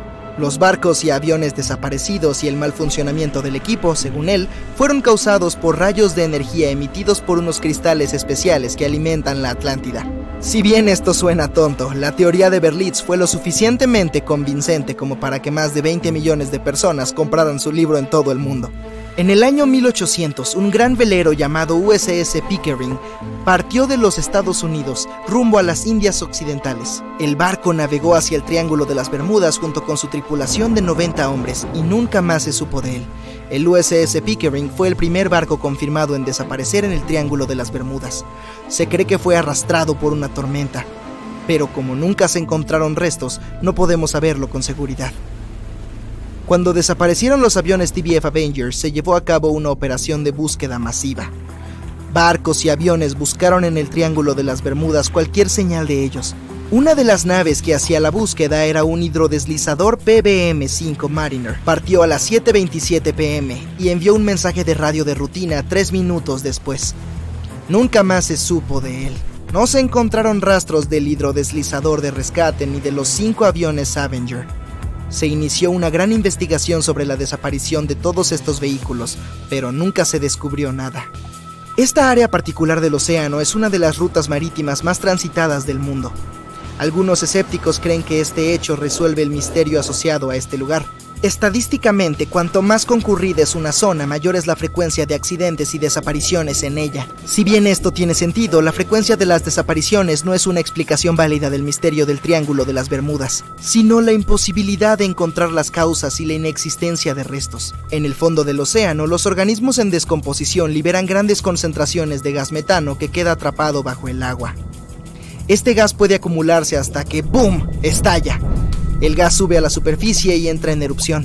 Si un barco estuviera en el área de uno de estos estallidos, el agua se volvería mucho menos densa y haría que el barco se hundiera rápidamente. Los científicos creen que esta podría ser la causa de las muchas desapariciones en el Triángulo de las Bermudas. Si bien esta teoría tiene mucho sentido, no parece muy probable. El Servicio Geológico de los Estados Unidos ha declarado que no se cree que se hayan producido grandes liberaciones de gas en esta área en los últimos 15.000 años. El fondo del océano está hecho de rocas que contienen mucha magnetita. No como los imanes que pones en tu refrigerador para recordar ese hermoso viaje a París. Es más como el hierro. Los campos magnéticos reaccionan a la alta concentración de magnetita en el fondo del océano, lo que puede iniciar una especie de conflicto entre los dos. A menudo puede provocar diversas anomalías climáticas y, como resultado, problemas de navegación y, naturalmente, cualquier cambio en el fondo del océano o en los campos magnéticos de la Tierra influye mucho en el Triángulo de las Bermudas. Dado que el campo magnético se mueve constantemente, también podría estar llevándose el Triángulo de las Bermudas.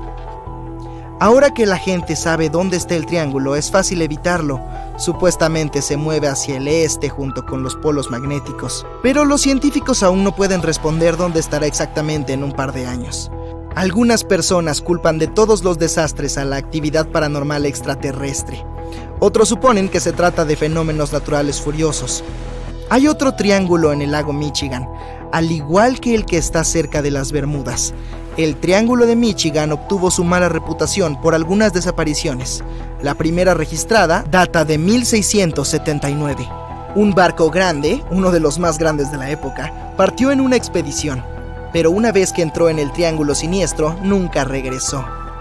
Mucho después, un avión desapareció en este triángulo. Los cielos suelen estar muy despejados ahí, pero en 1883 algunas personas presenciaron cosas anormales en el área. Afirman haber visto grandes bloques de hielo cayendo del cielo, y la tripulación incluso logró salvar uno como prueba contundente. Mientras tanto, un área misteriosa en el Océano Pacífico tiene otro triángulo siniestro. Frente a la costa sur de Japón, no muy lejos de Tokio, hay un mar donde muchos barcos conocieron su final. Desaparecieron sin dejar rastro. Lo llaman el Triángulo del Dragón. Algunos científicos creen que la causa de las anomalías son los cambios ambientales. También hay una concentración muy alta de hidratos de metano en el fondo del océano en el área del Triángulo del Pacífico. Te estás desviando de tu rumbo original, navegando en la dirección equivocada. El mar Caribe, salpicado de pequeñas islas, está cerca del triángulo. El lecho marino aquí no es profundo, así que ahora el barco está atascado en un bajío y no tienes idea de dónde estás. Si este fuera el siglo XXI, el capitán del barco podría llegar a la costa usando GPS y otra navegación moderna. Pero lo más interesante es que la brújula funcionaría correctamente esta vez, ya que el polo norte magnético hace tiempo que no coincide con el verdadero en el territorio del Triángulo de las Bermudas. La línea agónica está en algún lugar lejos de aquí. Hoy en día no hay problemas con la navegación, pero por alguna razón aquí es donde desaparecen los barcos. De hecho, no solo aquí, a lo largo del Océano Atlántico hay lugares donde desaparecieron muchos más. El Triángulo de las Bermudas ni siquiera está entre los primeros 10 de tales lugares. Una de las principales razones por las que muchos barcos se pierden aquí es que una de las rutas marítimas más populares del Atlántico pasa por el Triángulo de las Bermudas. Y cuantos más barcos hay en un lugar, más naufragios habrá. Es cuestión de simple probabilidad. Otras teorías dicen que hay una grieta espaciotemporal en esta región. Barcos y aviones caen en esta grieta y terminan en el pasado o en el futuro. Pero por alguna razón, no hay una sola prueba de este mito. No hay motivo para pensar que la grieta esté escondida en algún lugar de ahí. La base de una civilización extraterrestre se encuentra en el Triángulo de las Bermudas. Los visitantes de otras galaxias roban barcos junto con la tripulación para que nadie encuentre sus restos. Este también es un mito popular que no tiene justificación científica. El Kraken vive en algún lugar del triángulo. Es un calamar enorme que hunde barcos y también es una leyenda que se cuentan los marineros.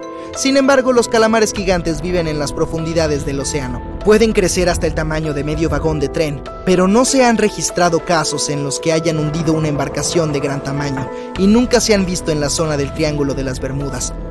En el pasado, la gente no sabía de la existencia de estas criaturas, así que cuando las vieron por primera vez, las describieron como monstruos enormes y terribles.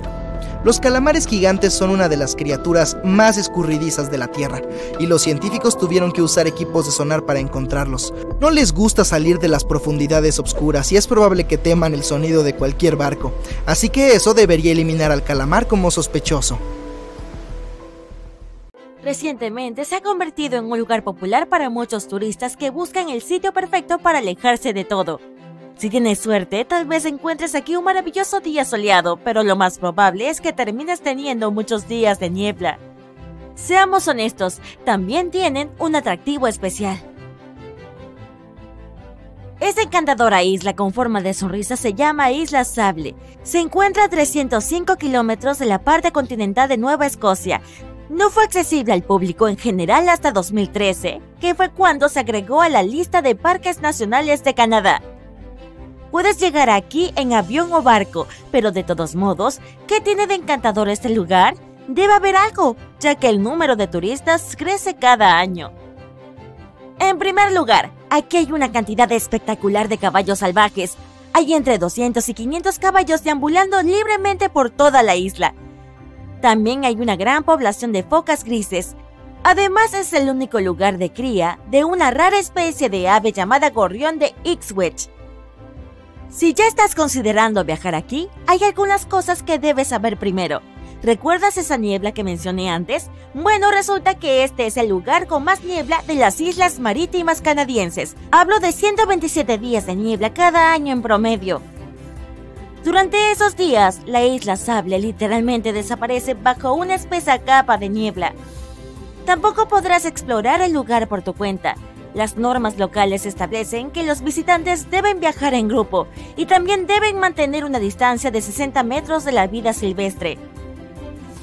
Tan encantador como puede ser este lugar, guarda un oscuro secreto escondido debajo de las dunas de arena, y no tiene nada que ver con las hermosas criaturas que viven aquí o con la vegetación única de la isla. Además de ser conocida por sus caballos y focas, la isla Sable es famosa por una abrumadora cantidad de naufragios. A lo largo de los años, alrededor de 350 barcos se han hundido aquí, en estos bancos de arena. Cuando los sobrevivientes describieron sus experiencias, mencionaron las duras condiciones climáticas que había cerca de esta misteriosa isla. La isla también se abrió camino en la literatura cuando se describió en un libro llamado La tormenta perfecta, que fue escrito por Sebastian Junger y publicado en 1997. El libro tuvo tanto éxito que luego fue adaptado para la pantalla grande en 2000, con George Clooney en el papel principal. El primer naufragio registrado cerca de la isla Sable se remonta a 1583. El barco se llamaba HMS Delight y estaba bajo el mando del aventurero y explorador británico Sir Humphrey Gilbert. Solo 17 personas lograron sobrevivir a la catástrofe escapando en un pequeño bote. Los registros mencionan que pasaron 7 días en el mar antes de llegar a las costas de Terranova. En 1884, otro navío llamado de Nicosia también luchó en la espesa niebla. El barco quedó completamente destruido, pero afortunadamente los 18 miembros de la tripulación lograron sobrevivir. El hijo del capitán casi se pierde en el mar cuando el bote salvavidas al que estaba subiendo volcó. De alguna manera logró permanecer debajo del bote, que estaba completamente sumergido. Finalmente logró emerger del agua y fue rescatado por segunda vez. Entre los años 1947 y 1999 hubo una relativa tranquilidad en la isla. Sin embargo, en 1999 un yate llamado The Merrimack encalló cerca de la costa de la isla alrededor de las 2 de la madrugada del 27 de julio. El bote de fibra de vidrio de 12 metros tenía una tripulación de solo 3 personas. Unos trabajadores de exploración de gas natural que por suerte no estaban muy lejos los rescataron. La tripulación logró volar a salvo a Halifax al día siguiente. El dueño del Merrimack trató de recuperar su bote contratando a un pescador local. Desafortunadamente, esta operación no tuvo éxito, ya que solo se salvaron los accesorios del yate. La arena y las olas no tardaron más de 6 semanas en aplastar y romper por completo el casco del Merrimack. Entonces, ¿qué tiene este lugar que es tan peligroso para los barcos? ¿Tiene algo que ver con el clima? ¿O tal vez haya otras fuerzas? La explicación resulta ser un poco más compleja y no fue fácil de encontrar, al menos no en el siglo XVI. En primer lugar, la isla se encuentra en una de las zonas de pesca más ricas del mundo, dado que también está cerca de una de las principales rutas marítimas entre Europa y América del Norte. Cientos de barcos pasan por allí cada año. La probabilidad de naufragio aumenta cuando hay tantos barcos deambulando por la zona. La isla Sable también se encuentra en el camino de la mayoría de las tormentas que avanzan por la costa atlántica de América del Norte. No sorprende que los barcos a menudo se lancen directamente a las costas de esta isla. El clima también tiene mucho que ver. Durante la temporada de verano, el aire cálido de la corriente del Golfo crea una densa niebla al fusionarse con el aire que se enfrió debido a la corriente del Labrador que pasa por allí. La isla Sable está al lado del punto de encuentro de 3 corrientes oceánicas principales: la corriente del Golfo, la corriente del Labrador y la corriente de Bear Isle. Desde la década de 1950, los radares y otras herramientas de navegación modernas también se han utilizado en embarcaciones comerciales. Hasta entonces, el sextante era el principal instrumento utilizado para averiguar la ubicación de un barco. No significa que los sextantes no fueran precisos, pero este instrumento no podría funcionar correctamente sin una vista clara del sol o las estrellas, lo que significa que no era de mucha ayuda con una niebla densa como la que rodea la isla. A menudo durante el mal tiempo, el capitán navegaba confiando en su experiencia e intuición y en función de la velocidad y la dirección del barco. Es por eso que la mayoría de los sobrevivientes de naufragios cerca de la isla Sable afirmaron que el capitán había calculado mal la posición y el barco se estrelló con la isla por accidente. Esta tierra arenosa y polvorienta es tan hostil para los barcos como para los árboles. Según los informes, hay un solo árbol en toda la isla y se parece más a un arbusto. En realidad es un pino, y dado que los famosos caballos del lugar no lo ven como una fuente de alimento, de alguna manera logró sobrevivir. Los informes dicen que el árbol fue plantado en la década de 1950. Las autoridades locales estaban tratando de hacer crecer un bosque en la isla para hacerla un poco más acogedora. Han plantado decenas de miles de árboles a lo largo de los años, más de 69,000 árboles de hoja perenne, 600 árboles frutales y alrededor de 25 kilogramos de semillas de pino, junto con otras plantas que podrían sobrevivir a las condiciones de la isla. Pero no fueron rival para el clima extremo y el suelo arenoso. De todas esas plantas, solo un pino sigue vivo. Gracias a su resistencia, se ha convertido incluso en un símbolo de la isla Sable. Curiosamente, durante unos 40 años, la isla también tuvo un solo habitante. ¿Te imaginas eso? ¿Una persona viviendo en una isla remota durante tantas décadas? Es la historia de una mujer llamada Zoe Lucas. Ella eligió rodearse de los únicos otros residentes en la isla, los caballos, las focas grises y las numerosas especies de aves. Esta estimada naturalista mencionó en una entrevista que dio en 2017 que estaba acostumbrada a vivir en la isla y que nunca se sintió sola. Para sobrevivir aquí, tuvo que armar un kit esencial. Incluía un cuaderno para tomar notas y un par de binoculares para estudiar la vida salvaje. Puedes dar por hecho que no estaba asustada por el entorno intimidante, ya que finalmente decidió llamar hogar a este lugar. Al principio Zoe quería acampar en un extremo de la isla, cerca de unos edificios abandonados, pero finalmente se instaló en una casa de madera cerca de un montón de dunas. Una institución canadiense llamada Servicio Meteorológico de Canadá armó esta construcción simple en la década de 1940. Force Canada opera el edificio en estos días. El trabajo de Zoe incluyó la recopilación de la mayor cantidad posible de datos sobre la población de caballos. Estos datos podrían ayudar a comprender mejor cómo lograron adaptarse al entorno hostil. También colaboró recogiendo los escombros que han llegado hasta la orilla para medir la contaminación. Entre toda la basura que recogió había un frigorífico y un cajón lleno de pimientos frescos. Algunos otros especialistas finalmente comenzaron a trabajar en turnos rotativos en la isla Sable para ofrecerle a la valiente mujer un poco de compañía de vez en cuando. ¿Conoces SOS, cierto? 3 puntos, 3 barras y 3 puntos más. Es una señal bastante fácil de utilizar en código Morse. Significa salva nuestras almas o salva nuestro barco. La tripulación del legendario Titanic trató desesperadamente de enviar esta señal durante 2 horas la noche del 14 de abril de 1912. Había otros barcos no muy lejos del lugar donde el iceberg derribó al poderoso titán del mar. Pero la llamada de ayuda aparentemente desapareció antes de que pudiera llegar a ellos. El barco de pasajeros SS Mount Temple captó una señal e intentó responder, pero el Titanic nunca obtuvo la respuesta. Entonces, ¿qué estaba silenciando los gritos de auxilio del barco? ¿Un desconocido triángulo de las Bermudas del Atlántico Norte? Considera esto. Testigos presenciales dicen que el cielo estaba pintado con una brillante aurora boreal esa fría noche fatídica. Hermoso, sí. Pero ese día, la aurora boreal pudo haber sellado el destino del Titanic para siempre. Verás, la aurora boreal se forma gracias a tormentas geomagnéticas. Suena un poco complicado, pero son básicamente fluctuaciones en la esfera magnética de la Tierra. Y lo que las causa es el Sol mismo. La esfera magnética es como una burbuja protectora que rodea nuestro planeta. Bloquea la llegada de los dañinos rayos solares, vientos y otros peligros cósmicos. Sin ella, la vida en nuestro planeta no sería posible. La Tierra se parecería más a Marte. También tienes que agradecer a ella que las brújulas apunten al norte. Los expertos saben que la magnetosfera de la Tierra afecta al equipo de navegación, o lo interrumpe, lo que nos lleva de vuelta al Titanic. Recientemente, una investigadora del clima llamada Mila Sinkova propuso una teoría de que las erupciones solares que provocaron una tormenta geomagnética podrían haber jugado un papel importante en la prematura desaparición del Titanic. Las erupciones solares se dan a conocer en la Tierra todo el tiempo.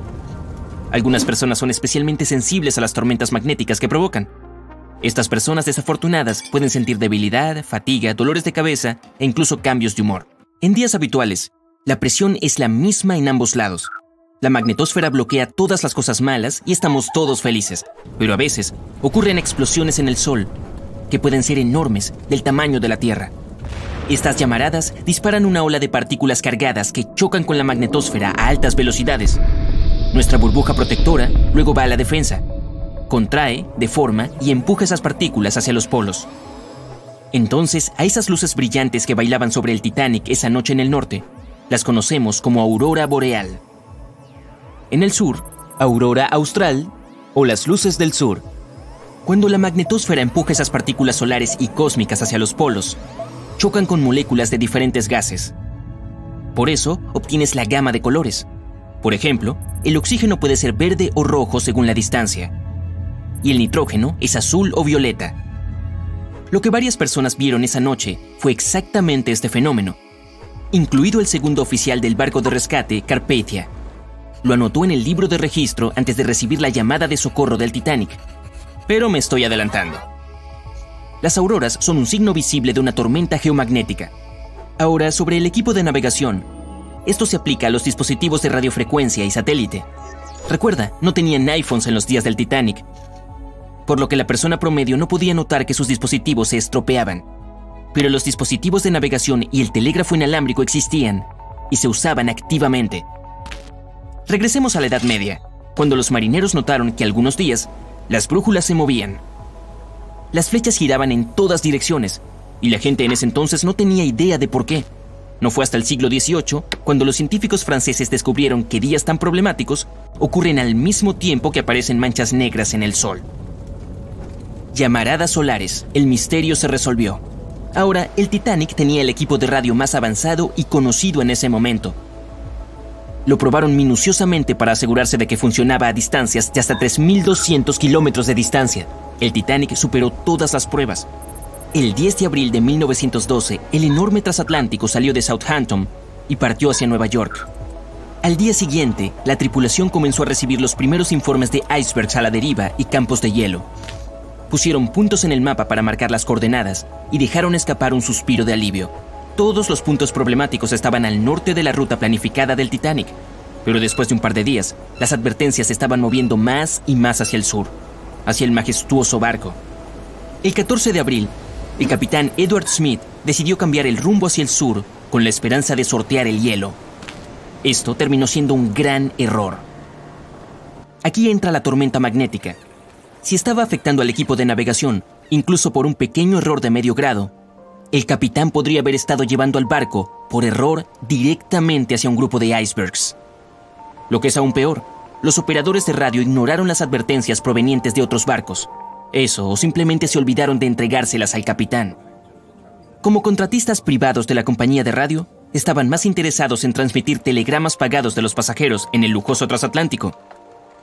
El transmisor de radio siguió fallando esa noche, probablemente debido a todo este tráfico privado. Cuando finalmente se solucionó, el operador Jack Phillips recibió otro mensaje del SS Californian a las 10:30 p.m. Estaba tratando de advertir a Phillips sobre las coordenadas de los icebergs a la deriva, pero no les prestó atención.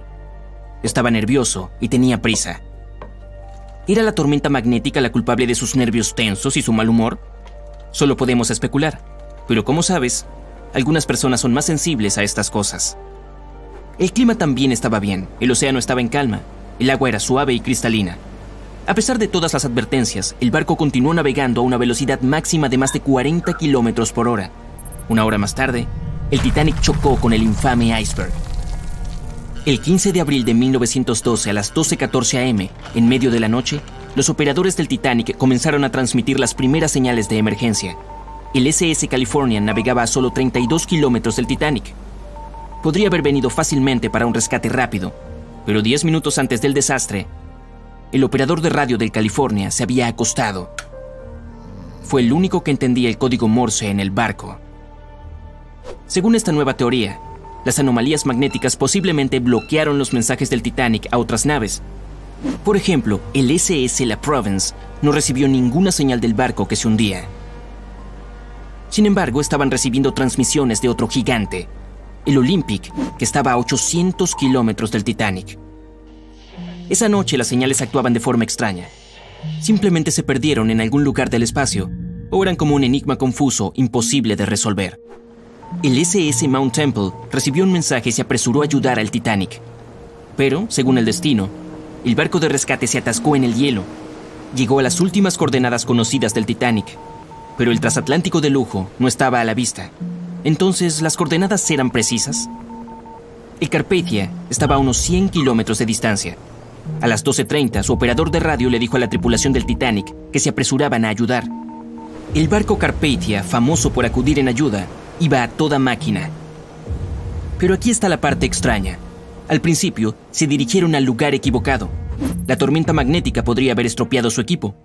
La buena noticia es que terminó llegando al lugar correcto, cuando vieron los botes salvavidas llenos de pasajeros. Curiosamente, una vez que llegó a tierra, el Carpathia no tuvo ningún problema con su equipo. El apagón ocurrió justo alrededor del lugar del siniestro. La siguiente investigación culpó a los radioaficionados por bloquear las señales. Ahora podríamos saber lo contrario. Sinkova explica que en ese momento no sabían exactamente cómo y en qué medida el Sol influía en la Tierra. Nadie podría haber adivinado que el Sol podría alterar el equipo de navegación de estos enormes barcos, especialmente uno que tenía lo mejor de lo mejor en ese momento. Existe otra teoría de que incluso la Luna podría haber jugado un papel. Algunos investigadores afirman que en enero de 1912, nuestro satélite natural estaba más cerca de la Tierra de lo habitual. Provocó mareas muy fuertes y elevó el nivel del mar. Cada año los icebergs se separan de Groenlandia y se detienen alrededor de Terranova. Pero no ese año. El aumento del flujo de agua los empujó más lejos durante 3 meses. Y llegó abril. Estaban en el camino de los barcos transatlánticos. Por desgracia, era una receta para el desastre cuando hablamos del poderoso Titanic. Te sientas en la cama, pones los pies en el suelo y sientes el agua fría. Sales corriendo del camarote y te encuentras en un largo pasillo. El líquido te llega hasta las rodillas. La gente se pone los chalecos salvavidas y corre hacia las escaleras. Corres tras ellos y te encuentras con el caos. El agua está por todas partes. Una mujer resbala en las escaleras y se cae. La ayudas a levantarse. La gente te empuja desde todas partes. Todos intentan subir las escaleras. Hay más agua detrás de ti. La cabina que acabas de dejar está completamente inundada. Unos segundos más y el nivel del agua subirá por encima de tu cabeza. Afortunadamente, todos logran salir. La cubierta superior se rompe. El enorme barco se inclina hacia un lado. El sonido de la madera al romperse, el rechinar del hierro y los gritos de la gente se mezclan con la música tocada con los violines de varios músicos. Te diriges a los botes salvavidas y sientes que estás escalando una montaña. No hay botes salvavidas disponibles, pero encuentras un chaleco. Toda la proa del barco se ha hundido bajo el agua. Estás al borde de la popa y decides saltar. Esperas a que el barco se hunda más en el agua para que la distancia entre tú y la superficie del océano se reduzca. Finalmente brincas y te encuentras en el agua helada. Está a 2 grados Celsius. No es suficiente para congelar el océano, pero sí para convertir en hielo un charco en la carretera. Te cuesta respirar por el frío. Observas cómo se hunde uno de los barcos más majestuosos e insumergibles de la historia. Dentro de 1 hora y media, llegará otro transatlántico y rescatará a todos los supervivientes. Pero antes, tienes que manejar esta situación de alguna manera. 90 minutos para sobrevivir la noche en las aguas heladas del océano Atlántico, entre el caos, los gritos y la desesperación. Solo una cosa puede ser aún peor: los tiburones. Todo el mundo conoce la historia del Titanic. ¿Qué pasaría si los sobrevivientes hubieran notado aletas de tiburón entre los restos? En teoría, podría haber ocurrido. Escenario 1. Los sonidos del choque y las vibraciones en el agua podrían atraer a los grandes tiburones blancos. Ellos nadan en las frías aguas del océano Atlántico, donde ocurrió el desastre. Son unos de los depredadores más peligrosos del planeta. Son grandes, rápidos, fuertes y sus 300 dientes cerrados están afilados como una cuchilla, alineados en varias filas. Y ahora ves unas aletas triangulares que sobresalen del agua. Rápidamente te rodean a ti y a los demás. Te agarras a un trozo de madera flotante que queda en el barco para subirte a él.